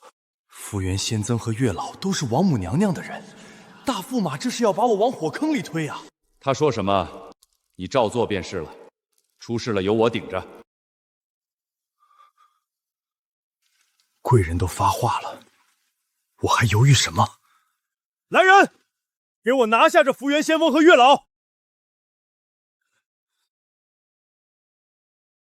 你们给老子敞开胆子干！出了事儿，自然由我天蓬来扛。是。王母娘娘，这天庭之上，岂能让一个凡人操弄权柄？他这是在打您老人家的脸呐！这蠢货，我要是现在开口，岂不成了截教门人的眼中钉、肉中刺？你还是自求多福吧。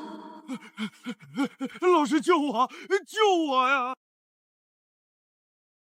杨天佑，你意欲何为？南极仙翁，我在处理天庭公事，你要是再不好好说话，是想见识一下清平剑的锋利否？拿下他们！福原老贼，你可知罪？驸马爷，小神何罪之有啊？小神不过是王母娘娘身边的一个随从，从未做过伤天害理之事啊。你二人掌握香火灵功，操持姻缘之术，这些年为你玉虚宫谋获了多少好处？你们私结姻缘，逆天数，干了多少坏事？安敢在此装聋作哑？驸马爷，这是什么话？我们执掌香火灵宫，向来都是兢兢业业，从未做过半分僭越之举啊。其他姻缘之术我不管，但是你将我娘子小姨子的姻缘许给人间，我今天定然饶不了你二人。我娘子领了女娲娘娘的法旨，执掌6天玉界，她还是昊天大帝的妹妹，你也敢篡改姻缘，你该当何罪？福原仙翁，睁大你的狗眼睛看清楚，这是何物？我娘子乃是6天玉界之主，掌管人间7情6欲。你香火灵宫虽有姻缘簿诊本，但副本此刻却在我手里。驸马爷饶命，小神也只是奉命行事。我们虽篡改了无数姻缘，但也算符合天机演化呀。你们两个孽障！南极仙翁，这2个孽障还没审完，你这是灭口还是清理门户？云霄，这是我阐教门下之事，你截教焉有资格插手？阐教门下之事，南极仙翁，你这算承认了？此二人的行径是玉虚宫在背后搞鬼吗？杨天佑，这天庭还轮不到你来做主。举灵神听令，末将在。福原仙翁和月老这2个孽障也不用审了，直接将他们用缚灵所拘禁起来，因神霄天雷明正典刑。是。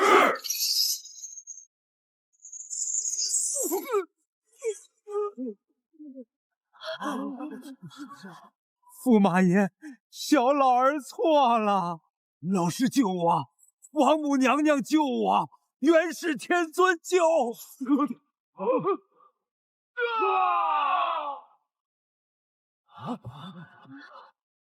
南极仙翁的弟子，香火灵宫的正神，就这么死了。就算有王母娘娘坐镇，想不到这2人也逃不过生死道消的下场。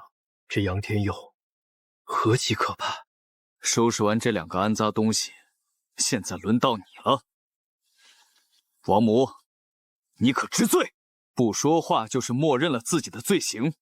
天蓬元帅，按照天庭律令，王母犯下这些罪行，应当如何？按照天规，王母娘娘罔顾天条，操弄权柄，任人唯亲，在其位不谋其政，理应罢黜。天蓬，慎言啊！我哪能看不出来，王母这是不想说话吗？分明是有人故意下了禁制，让他无法开口。王母今日要是真被杨天佑给处决了，天庭可就彻底乱套了。该死的杨天佑！等一切结束，我定要将这群截教弟子告上紫霄宫，让道祖惩戒尔等。还好刚才我留了个心眼，让白鹤童子去玉虚宫摇人，想来是他们到了，转机已至，如今只差王母开口。我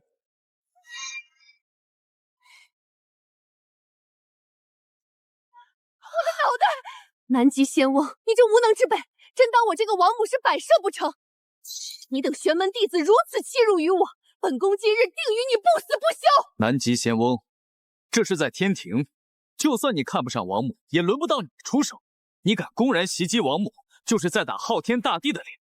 巨灵神，给我将这不知好歹的南极仙翁镇压住！暴打王母！南极仙翁，你莫不是没把我等放在眼里？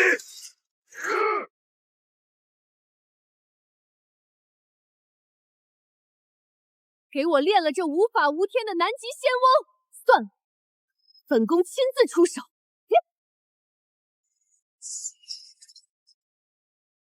住手！尔敢！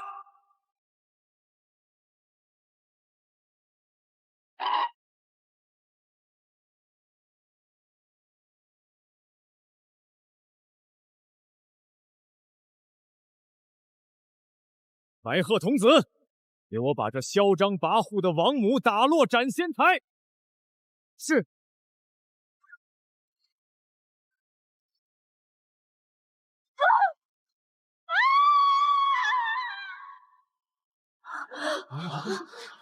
王母娘娘被打下斩仙台了。刚才白鹤童子使的，好像是元始天尊的三宝玉如意。阐教，这是要逆天吗？完了完了，王母被玉虚宫的这帮人打下去了，这责任谁来背锅？元帅，这怎么办？咱们要不要下去找找王母娘娘？找？你知道斩仙台下面是什么吗？就算大罗金仙进去，也扛不住一时三刻。教唆白鹤童子将天庭主母打下斩仙台，广成子，你这个阐教12金仙之首当的还真是称职。哼，凡人，本座还没找你算账，你倒是牙尖嘴精，一切因你而起，这最大的因果要算到你的头上。哈哈哈哈！众神亲眼所见，方才是你教唆白鹤童子将王母打落。广成子，你颠倒黑白的本事不小啊！广成子，我不与你争辩，不过有些旧账，今天倒是要和你算算。你这凡人，以为有清平剑护持，就能对本座大呼小叫，与本座算旧账？我且看你黄口白牙，能说出个什么道理？多宝上仙何在？杨先生喊我。多宝上仙可还记得数百年前太上圣人开三教平陵大会一事？当然记得，当年昊天大帝在五台山上直言阐教12金仙犯下无穷杀业的往事，如今还历历在目。昊天大帝本是一片好心，可谁知这广成子却心胸狭隘，始终怀恨在心。我有理由怀疑，他今日将王母打落斩仙台，是为报复当年昊天大帝直言之仇。杨天佑小儿，污蔑我师兄，便是辱我玉虚宫，你找死！赤金子，你给我闭嘴！他广成子干过的坏事可不止这一桩。我娘子当年因何下界，是为追杀那3手恶蛟。至于这3手恶蛟为何会偷跑下界，自然是因为他广成子。当年是他广成子秘密潜入6天狱界，放出了3手恶蛟，才让我娘子重伤跌落凡尘。不仅如此，他还令福元仙翁篡改我娘子的姻缘，最终致使我娘子委身于我这个凡人。要说罪魁祸首、罪恶的根源，便是他阐教12金仙之首的广成子。我就说当年那3只恶蛟怎会毫无征兆的出逃？原来是广成子放出的恶蛟。为了报复昊天陛下，居然做事如此下作，这就是所谓的玄门正统。玉虚宫的脸都被他给丢尽了。广成子，你好歹毒的心思！我与你无冤无仇，为何要这般害我？难道就因为当年3教平陵大会，你对我大兄怀恨在心，所以才要发狠报复我们所有人？当年之事我做的天衣无缝，他杨天佑一个凡人是怎么知道的？广成子，你还有什么脸面站在这里？你还有什么脸面自称金仙？无耻老贼！住口！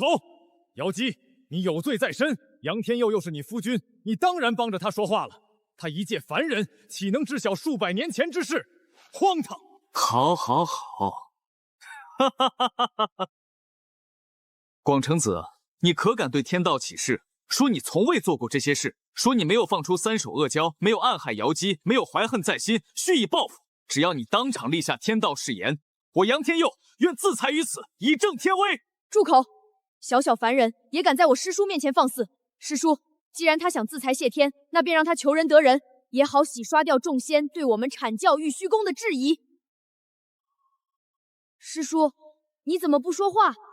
莫非他不敢发誓，这些坏事真是他干的。好一个阐教12金仙之首，竟是这般龌龊之人！哼，贼喊捉贼，竟还敢跑到天庭兴师问罪！哼，本座行事光明磊落，何须向你们这些蝼蚁解释？带上南极仙翁，我们走。尔等走得了吗？广成子，就算是你那师尊元始天尊见了朕，也得尊称一声师弟。在朕面前，你阐教玉轩宫门人，连最基本的礼数现在都不会了吗？尔等将王母倒下斩仙台，此事诸神共鉴。不仅如此，你们又妄图大闹天庭，朕身为天帝，绝不会善罢甘休。昊天大帝好生霸道，他们截教之人也闯入了天庭，怎的避重就轻？截教门人是受朕的妹夫所邀来天庭做客，朕早已知晓。玉鼎，你说这话意欲如何？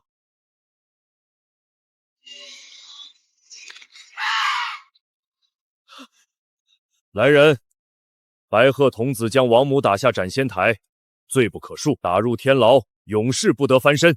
陛下饶命，弟子只是想护持老师，并非……南极仙翁身为阐教上仙，知法犯法，纵容弟子行凶，居上斩仙台，受128000道神霄天雷，以正天威。昊天，我乃元始天尊座下大弟子，你焉敢如此？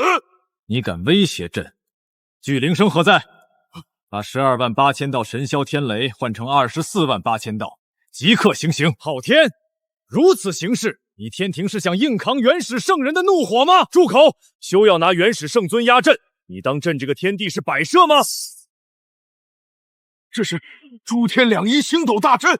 今日朕给你们反抗的机会，不过要么遵朕法旨，白鹤童子永镇天牢，南极仙翁受天劫之刑，要么死。昊天小儿，看这架势，今日若不给个交代，怕是不可能脱身了。白鹤童子，毕竟是你亲手犯下的大错，你且去吧。待我等上报元始天尊后，自会设法搭救。势必速回玉虚宫。朕让你们走了吗？昊天，你还想怎样？阐教12金仙，且听好，朕乃天庭之主，昊天大帝，敬拜道祖红军。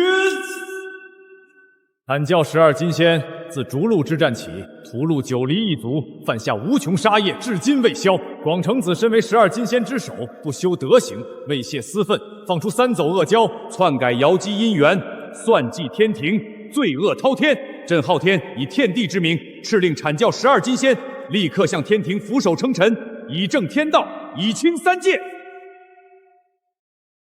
快哉快哉！天庭被阐教欺压这么多年，今日终于要大仇得报了。贫道今日真是大开眼界，不虚此行啊！妹子，看到广成子那老道的表情了吗？哈哈哈哈！真叫贫道心头畅快万分。我阐教乃玄门正宗，元始天尊座下，岂能向天庭俯首称臣？你昊天凭什么？昊天，你疯了不成？怎敢斥我阐教向你天庭低头？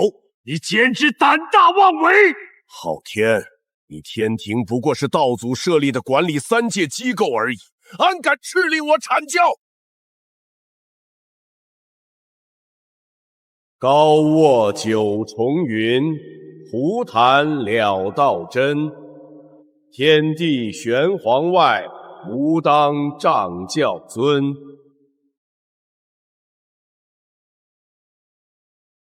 参见红军道祖。昊天，天道6圣，3日之后于紫霄宫中议事。是。今日之事，本座来日亲自问问元始天尊，阐教众仙，慎言慎行。哈哈哈哈哈！既然道祖已降下法旨，贫道与几位师弟师妹便不再多留。多宝道人有礼了。先生，日后若有闲暇，还望来碧幽宫一聚，届时贫道再与你论道一番。一定一定。多谢多宝上仙，多谢诸位。先生再会。截教的这些仙人对阿爹比对昊天大帝还客气，这老邓面子这么大的吗？拜见昊天大帝。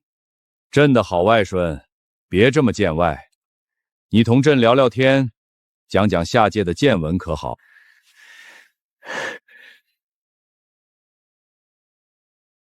我这好儿子被昊天一句话就拐跑了。杨天佑，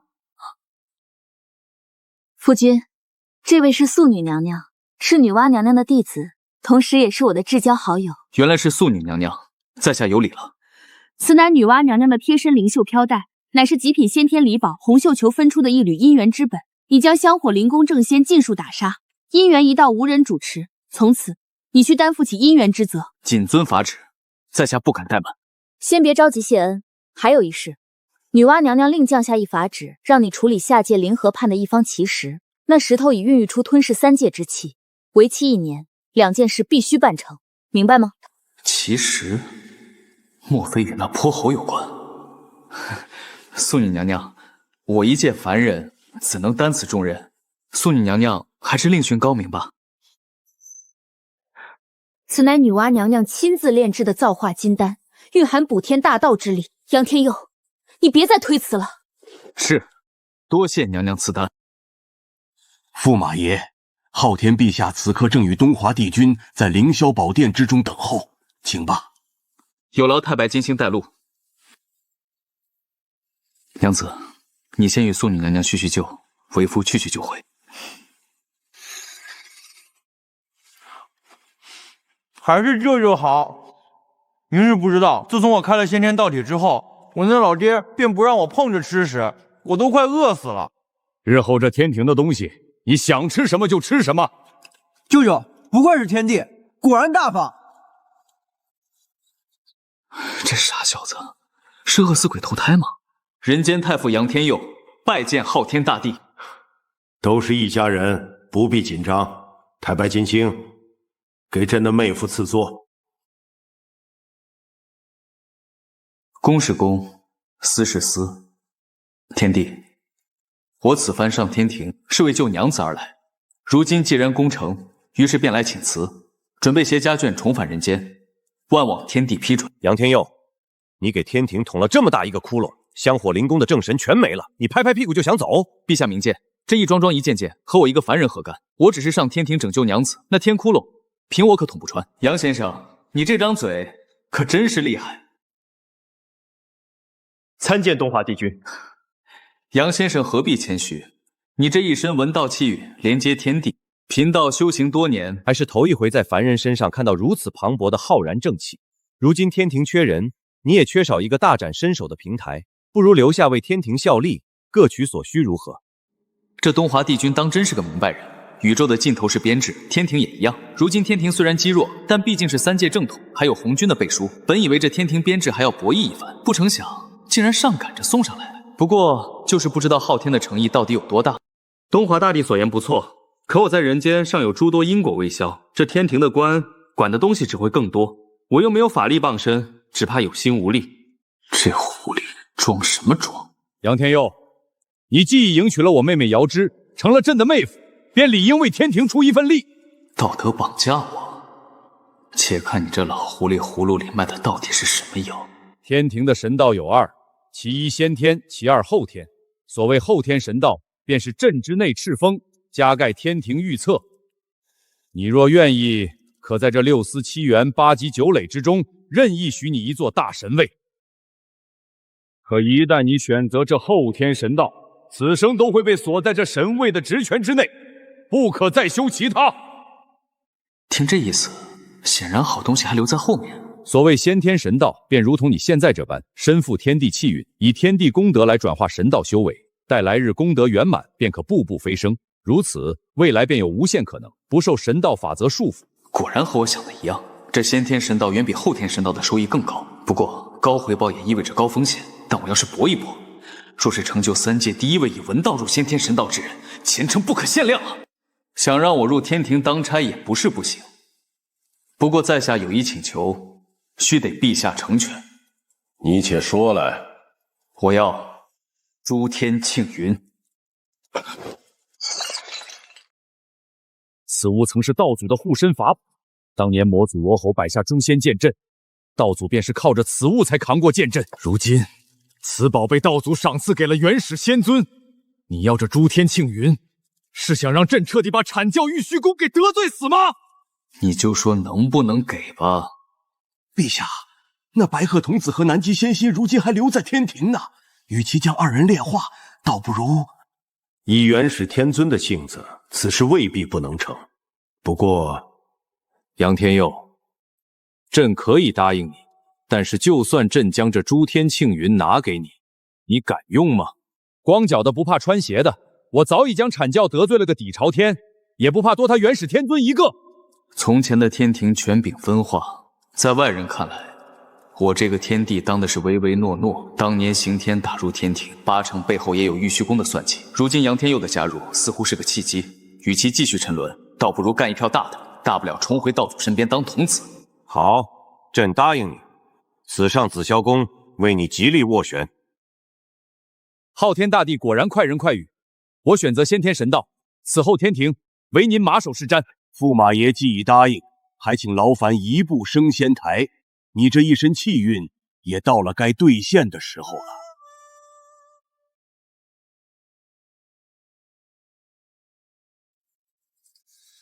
太白金星，这升仙台的敕封何时开始？升仙台一共9阶，一阶1品，能踏上几阶，便代表有极品仙根、极品气运。历来能上9阶者，屈指可数，一口气上9阶者，从未有过。杨天佑，朕以天地之名，敕封你为3元玉京天王大帝，正4品神职，可自由行走3界，拥有点斥他人飞升之权，可修人间气运。昊天金阙无上至尊自然妙有弥罗至真玉皇上帝诏曰：人间太傅杨天佑，承浩然正气，修文道玄书，玉京仙符显化于身，其德配天地，才冠古今。诸奸佞于香火灵宫，正刚至于斩仙台上，挽长公主于危难，扶天庭降清，3界振其胆略，诸神服其高义。仅特敕封杨天佑为3元玉京天王大帝，正4品神职，位列天庭仙班，赐其自由行走3界之权，点斥有缘之人飞升之权，可修人间香火气运，以正神道。望卿恪尽职守，上体天心，下济苍生，不负朕托，钦此。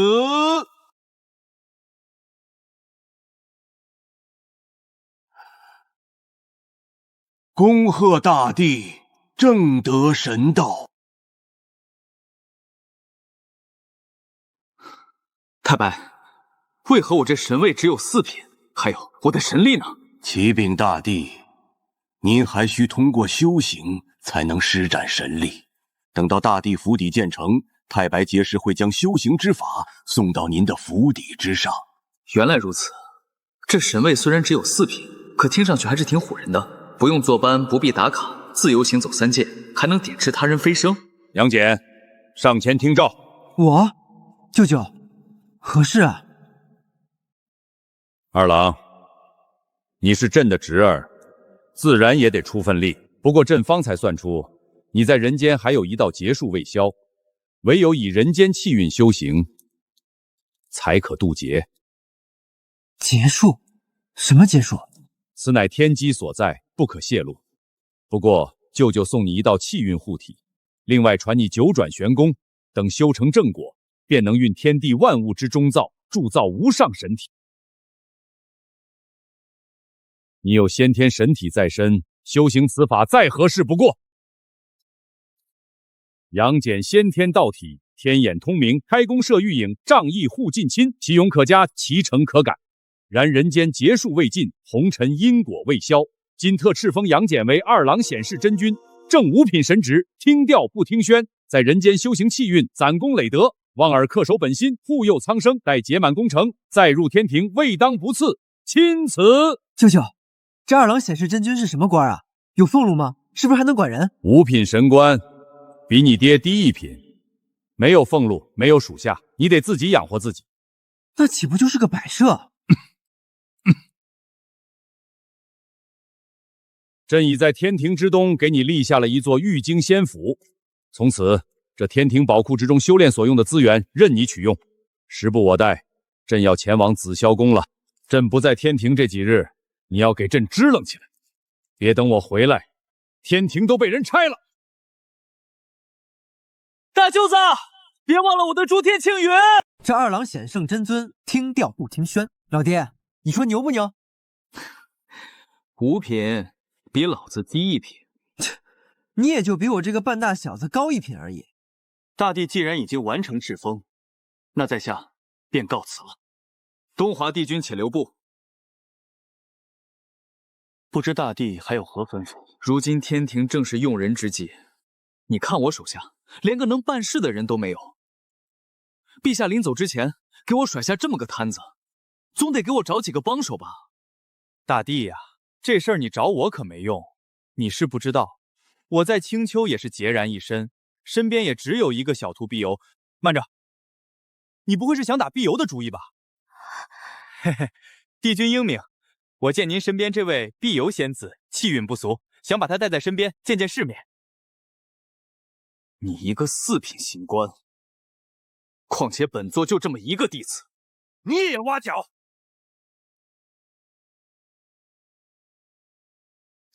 帝君，不瞒您说，其实我还有女娲娘娘的成命在身。要重整香火灵宫，你青丘一脉本就是天地间姻缘之气所中，与这姻缘一道有不解之缘啊。若碧游仙子跟了我，正好可在姻缘一道上大展拳脚，此乃天命所归。徒儿，你怎么想的？老师，我想去外面的世界看看。真是女大不中留。罢了，此乃上品灵宝，阴阳鱼，能够逆转阴阳，生死相依，绝境之下可保全性命。多谢老师赐宝。大帝，本座就把碧游托付给你了。他要是在你这儿干得不开心或者受到委屈，贫道必定拆了你的玉京仙锁。在下必定不负帝君所托。老师，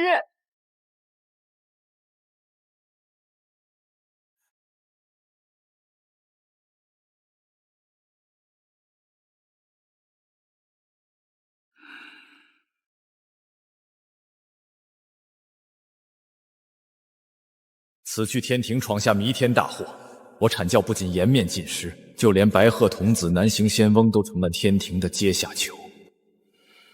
最重要的是，临走前道祖的那一番训斥，弟子参见师尊。尔等起来吧，天庭之事，贫道已然全部知晓。广成子，你可知错？弟子知错。你等1500年未渡红尘杀劫，犯下红尘劫恶，却反而不思苦修大道，任性在这天地间胡作非为，混账！弟子也是一时糊涂，要不是当年那昊天在五台山上当众指摘我阐教，弟子实在心中不忿，这才酿成大错。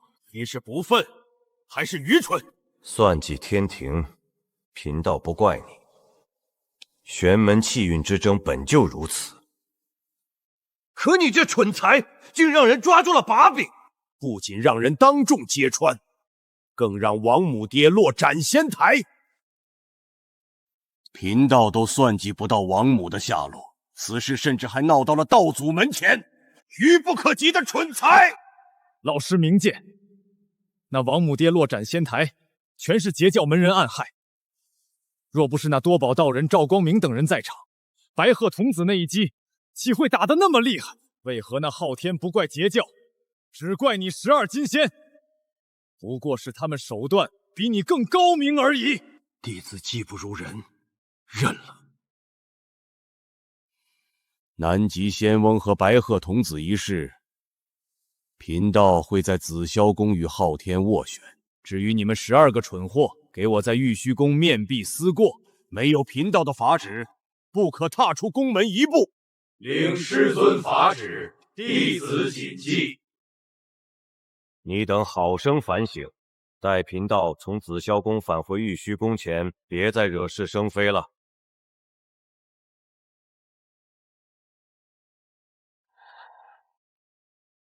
连日修炼，似乎马上就要突破瓶颈了。对了，我还有女娲娘娘赏赐的造化金丹。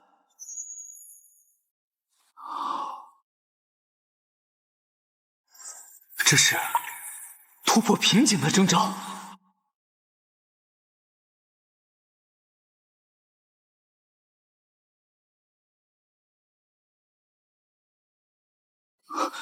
造化玄通，原来如此！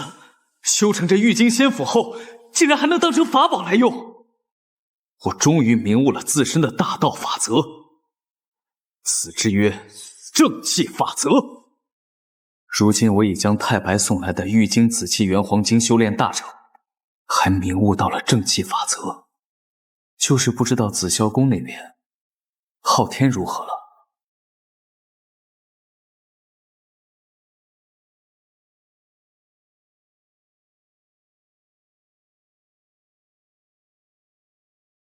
道祖在上，弟子今日要状告元始天尊，他纵容阐教12金仙之首的广成子放出3手恶蛟，篡改姻缘，算计天庭，加害瑶姬，其罪滔天，还望道主明鉴。如今竟还有脸跑到紫霄宫告状，你与通天2人沆瀣一气，算计我门下弟子，你以为我不知道？元始师兄，关我何事？昊天状告的是你阐教门人，与贫道何关？你连清平剑都借去给那凡人了，在那天庭的斩仙台上大摆威风，你有何脸面撇清关系？肃静！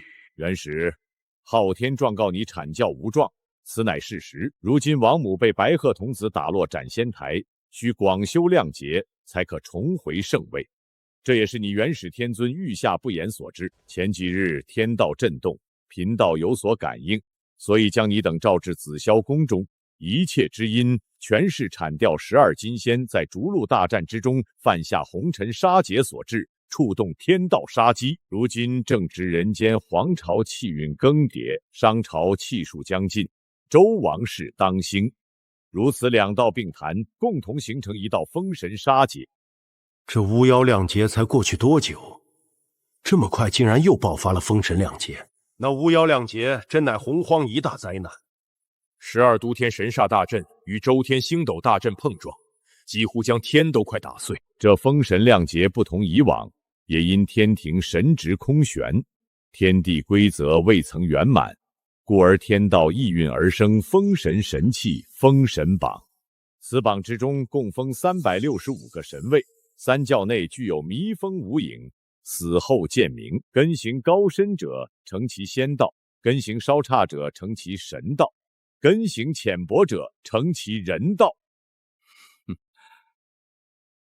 准提，你西方是极乐之乡，这些年你2人广修功德，况且此亮劫因东方而起，并不用入这封神亮劫。贫道门下只有玄都大法师1个弟子，未来还要继承我人教衣钵。这封神一事，贫道就不参与了。本宫麾下并无弟子，不过倒是可以让那灵珠子下劫应劫，未来登临天庭，也算填诸天庭正神神位，尽了本宫一份心力。我刚在天庭之上敕令12金仙俯首称臣，想不到转眼便迎来了这封神亮劫，只怕元始天尊会借着这件事大做文章，最终让阐教门人逃过我的职构。如今天庭正值用人之际，这可如何是好？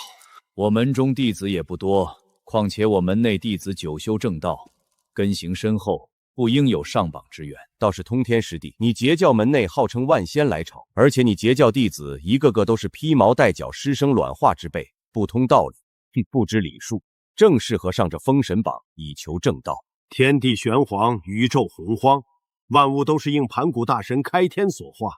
你说我教下弟子披毛戴角、师生卵化，贫道不与你争，只是这天地万物众生平等，你不懂得，贫道也不屑教你。通天，你贫道的道便是有教无类，他们根行如何，贫道并不在乎，因材施教，仅此而已。可你若是强行要把这天地分个3、6、9等，正所谓口说无凭，不如让你门下弟子填入这封神榜中，这不就见了高低？好一个伶牙俐齿，通天师弟！想不到你离开昆仑山以后，道行没有多少将进，口舌倒是修了不少。贫道也不与你做这口舌之争，你门中弟子的品性，昊天知晓，在场之人全都知道。你等4人既已签押封神榜，至于谁上名单，皆看机缘所定，非人力可强求。此乃封神榜与打神鞭。封神榜可以记录封神亮节之中死去的真灵，打神鞭则能鞭打上榜之人。元始，这2件法宝就交给你了，这封神亮节由你全权负责。谨遵道祖法旨。这2样至宝，怎的最终落在了元始天尊手里？这样一来，岂不是那元始天尊想让谁上榜，谁就能上榜？他想让谁成神，谁便能成神。就算封神结束，天庭大兴，我最终岂不是还要被元始天尊架空？昊天，既然3教签押封神榜，天庭正神之事已定，你什么时候将南极仙翁和白鹤童子交还我阐教？南极仙翁与白鹤童子将王母推下斩仙台，罪不可恕。此2人已是将死之罪，待我回到天庭，必然将此2人明正正法。昊天，你这是在威胁贫道！元始天尊，若我天庭中人将你阐教燃灯道人打入万劫不复之地，试问你元始圣人可会放弃一马？若你强行将人要回，我天庭颜面何存？2位师弟莫要动怒，既然3教已经签押封神榜，不如就让白鹤童子和南极先生前去人间渡劫，也算是戴罪立功。好你个太清老子，这是和元始天尊唱双簧呢！看来这2个老东西早就沆瀣一气了。不过朕可没那么好算计。既然是太清圣人开口，朕自然要卖这个面子。不过南极仙翁和白鹤童子这2个孽障辱没天威，要想带走他2人，元始天尊必须付出代价。何等代价？劳烦元始天尊以诸天庆云为赔罪礼。届时我自然会放了白鹤童子与南极仙翁2人。狂言！昊天，你一个小小的童子也敢与贫道讨价还价？诸天庆云乃是道祖所赐，是贫道的护身罩宝，你也敢开口索要？既然元始天尊没有半分商量的意思，那此事便再无回旋的可能。且让你阐教的那2个宝贝疙瘩受神霄雷霆之苦吧。正好，这也算是成了太清圣人之言，让这白鹤童子与那南极仙翁作为洪荒天地第1批的上榜真灵。诸位师兄师弟，容贫道讲句公道话，王母身为天下女仙之首，竟被你阐教门人用元始天尊正道至宝打下斩仙台。且不说你阐教弟子在天庭干的龌龊事，就拿王母之事来说，这行为岂不就是在打道祖的脸？多谢通天圣人仗义之言，还请道祖替天庭主持公道。若王母不明不白的就此受辱，这天庭弟子也是实在没有颜面再待下去了。我本无意参合进天庭仪式当中，可如今这天庭之内怎会陡生出一股后天正气？这后天正气甚至与天道规则相呼应，甚至还有几分玉经仙法的味道。难怪昊天会向元始所有那诸天庆云。此后天正气与我当年修行在玉京山所修之法气息相同，往昔还真叫贫道怀念罢了。元始天尊，这件事本就是你管束弟子不严，如今昊天所言句句在理，念在昊天管束天庭不易，这诸天庆云你便赔偿给昊天吧。道祖，怎可啊！昊天师弟，这诸天庆云烫手至极，你可要拿稳了。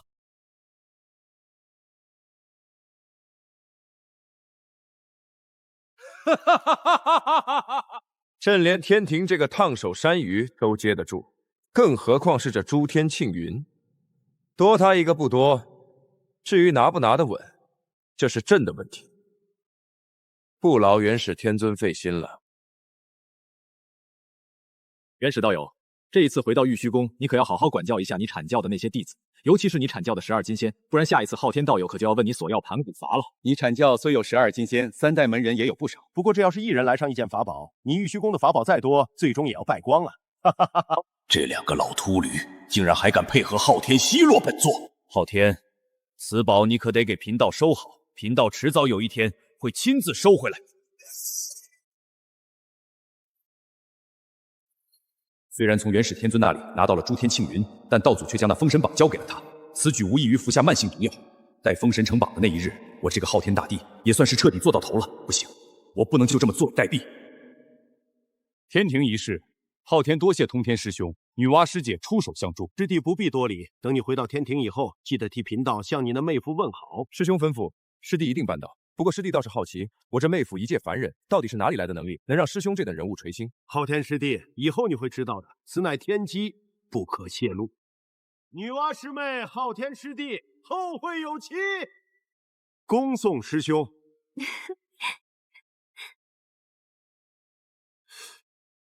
女娲姐姐何故发笑啊？近些时日，昊天师弟似乎不太一样了，如今不再藏锋，倒真有了几分身为天帝的威严。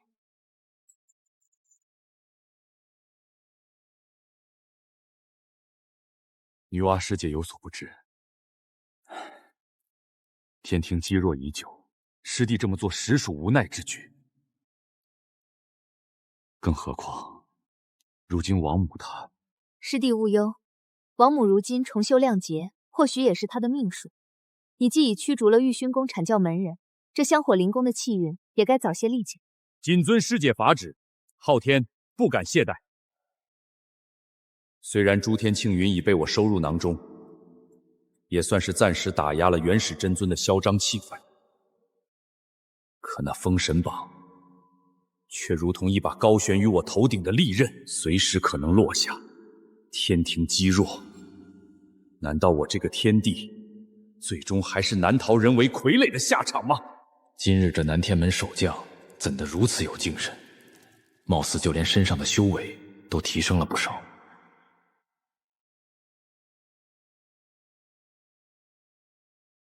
陛下，您回来了。太白，今日这些南天门的守将是怎么回事？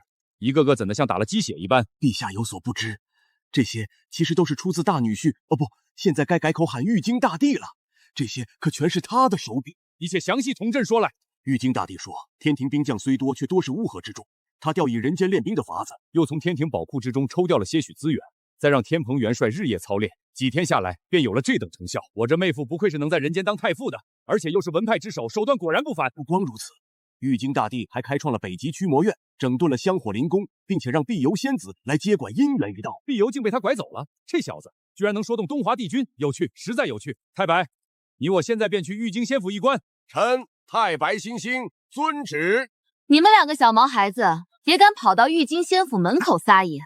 回去告诉你们家的老杂毛，别以为练出几颗破丹就有什么了不起的。我们大帝吃过的盐，比他练过的丹都多。就是，太上老君吃着天庭的空粮，也没见过出过多大的力气啊！你们两个闹什么闹？你们侮辱老君！我要你们求生不得，求死不能！你这小孩，小小年纪学人放什么狠话？你去告啊！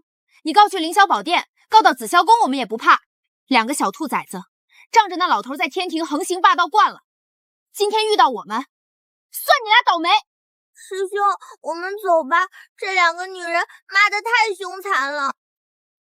太白金星，到底是怎么回事？启禀陛下，前几日老君给大帝送来了一些下品丹药，大帝心中不悦，便让人将这些丹药丢入离恨天，喂马了。那些天兵天将、天宫仙娥受过大帝恩典，于是便帮着大帝报复老君，将那老君府邸弄得是乌烟瘴气，屎尿横飞。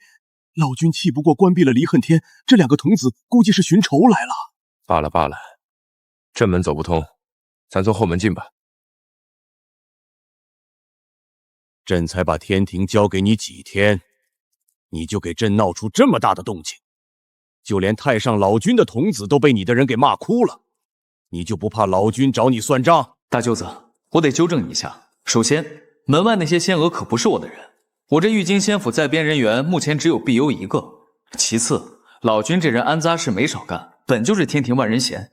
再说了，那老头拿下品丹药羞辱我，我还没找他算账呢。唉，我这妹夫还真是个人才啊！我查看了天庭的33间宝库，发现里面的好东西可真是不少。你这个天帝却放任宝物吃灰，真是天大的浪费。莫说这些小事，朕此行紫霄宫，你可知发生了何事？自然是红军那糟老头子将封神榜给了元始天尊，接下来便是要以人间之局来演化封神亮节了。我操，他怎么知道？难不成我这妹夫是哪个圣人在人间的化身？不过大舅子你放心好了，虽说天定阴商只有800年气运，可我在人间运筹帷幄多年，也不是吃干饭了。等着封神亮节开启，才是真正握鱼的时候。你怎会知晓这一切？见你台词一用，天机不可泄露啊！你说，你接着说，还知道什么？距离封神亮节开启还有时间，陛下不必担心那封神榜落在元始天尊手里，只要运筹帷幄得当，这封神亮节对天庭反而是发展的机遇。莫非你已经有了对应之策？我已查看过天庭舆图，那天地的资源灵脉、矿藏灵药还有法宝，大部分都被三教垄断了。天庭要是想发展起来，发展经济才是关键。经济？何为经济？经济就是钱，就是实打实的资源，灵石、丹药、法宝，这些都是钱。天庭没有自己的钱袋子，所以只能靠三教施舍。人家高兴给你一点，不高兴什么都不给。这样的天庭能支棱起来才怪。你打算怎么做？演化天地商道，打造专属天庭的商道网络，开辟3界法式，到时候天庭便可从中抽取巨大利润。既然你这么有心得，那这件事朕便全权交由你来管理。若有什么为难之处，你告诉朕，朕会替你扫清一切障碍。好。哦，对了，你要的诸天庆云，朕给你带来了。此宝已抹去了元始天尊的印记，但你也要记住，这诸天庆云毕竟也曾是那元始天尊的脸面，如今它归你了。多谢陛下。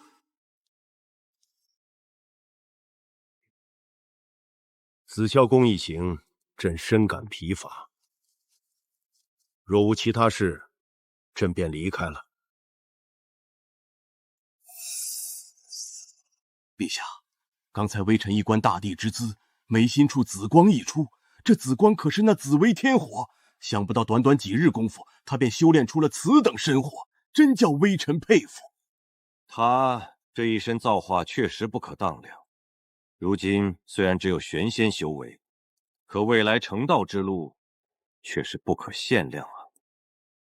如今紫霄宫中，天道圣人已经签攀封神榜，这封神榜虽为天道所出，代表的是我天庭神位，可好巧不巧，此宝却落入了那元始天尊手中。道祖红军若不偏袒元始天尊，只怕也不会在这个时候将封神榜交给他。留给朕的时间，或许真的不多了。陛下勿忧，有玉京大帝在，事情似乎当真有转机呢。且看他事情能不能办好了。从三教手下抢气运，棋差一招便会满盘皆输啊！虽然计划已成，可这天庭离恨龙上却还有一个圣人眼线，便是那太上老君。虽然这老头惹人讨厌，不过还是可以利用一下的。我打算亲自打造一个独一无二的方式，就连位置也早就选好了，便是那西昆仑、西王母下辖的龙月城。只是如今这3界并无确定的货币，只有自身功德能当做钱来使用，如此才能运转财道这个巨大的机器。只是其中关键便是那落宝金钱，此物乃是开天辟地的第一枚钱币，是立下财道的关键，同时也是商道的灵魂。他赵公明是天定的财神爷，好在我早已道兄结交，如今只差去西王母那里转悠转悠了。妾身多谢大帝搭救之恩，妾身随行之物都已安排妥当，只是妾身还想将玉兔一块换来辅佐大帝，不知大帝可否成全？夫君才搬来玉京仙府几日，竟便在府内豢养此等美人，我这贱内打搅你们雅兴了，告辞！娘子，你实在是误会我了。这广寒仙子嫦娥聪明睿智，只因王母嫉妒她的美貌，才将她幽禁在那深宫之中。我之所以请她来这玉京仙府，是仰慕其才华，而且她对我有大用处。当真？参见长公主，大帝所言非虚，妾身并非大帝养在玉京仙府的妾室，而是来帮忙的。瑶儿，你我夫妻恩爱多年，为了你，这么多年我谋划一切，你我之间怎能连这点信任都没有？夫君，妾身还需前往广寒宫接来玉兔，便不打扰大帝与长公主，妾身告辞。这嫦娥可是当年太阴之主长蝎的善师，未来要是能补全嫦娥身上的大道约翰，未必不能让这太阴大道再显天庭。到时候他可就不光是我这仙府的一个助手，而是真正的天地之尊，甚至做那太阴魔神。况且我此去西昆仑，也得带上他。这些年多谢夫君为瑶儿谋划，若不是你，瑶儿恐怕早就……你我夫妻二人何必分得这么仔细？为夫为你做什么都是应该的。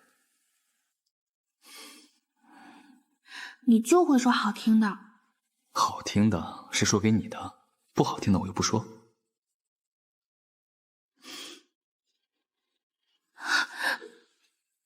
夫君，天还没黑呢。娘子莫不是在诓骗我？这里是天庭，岂有天黑的说法？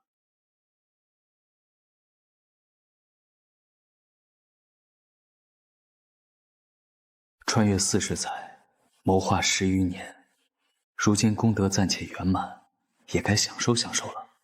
娘子，咱再给大郎、二娘和婵儿生个老4吧。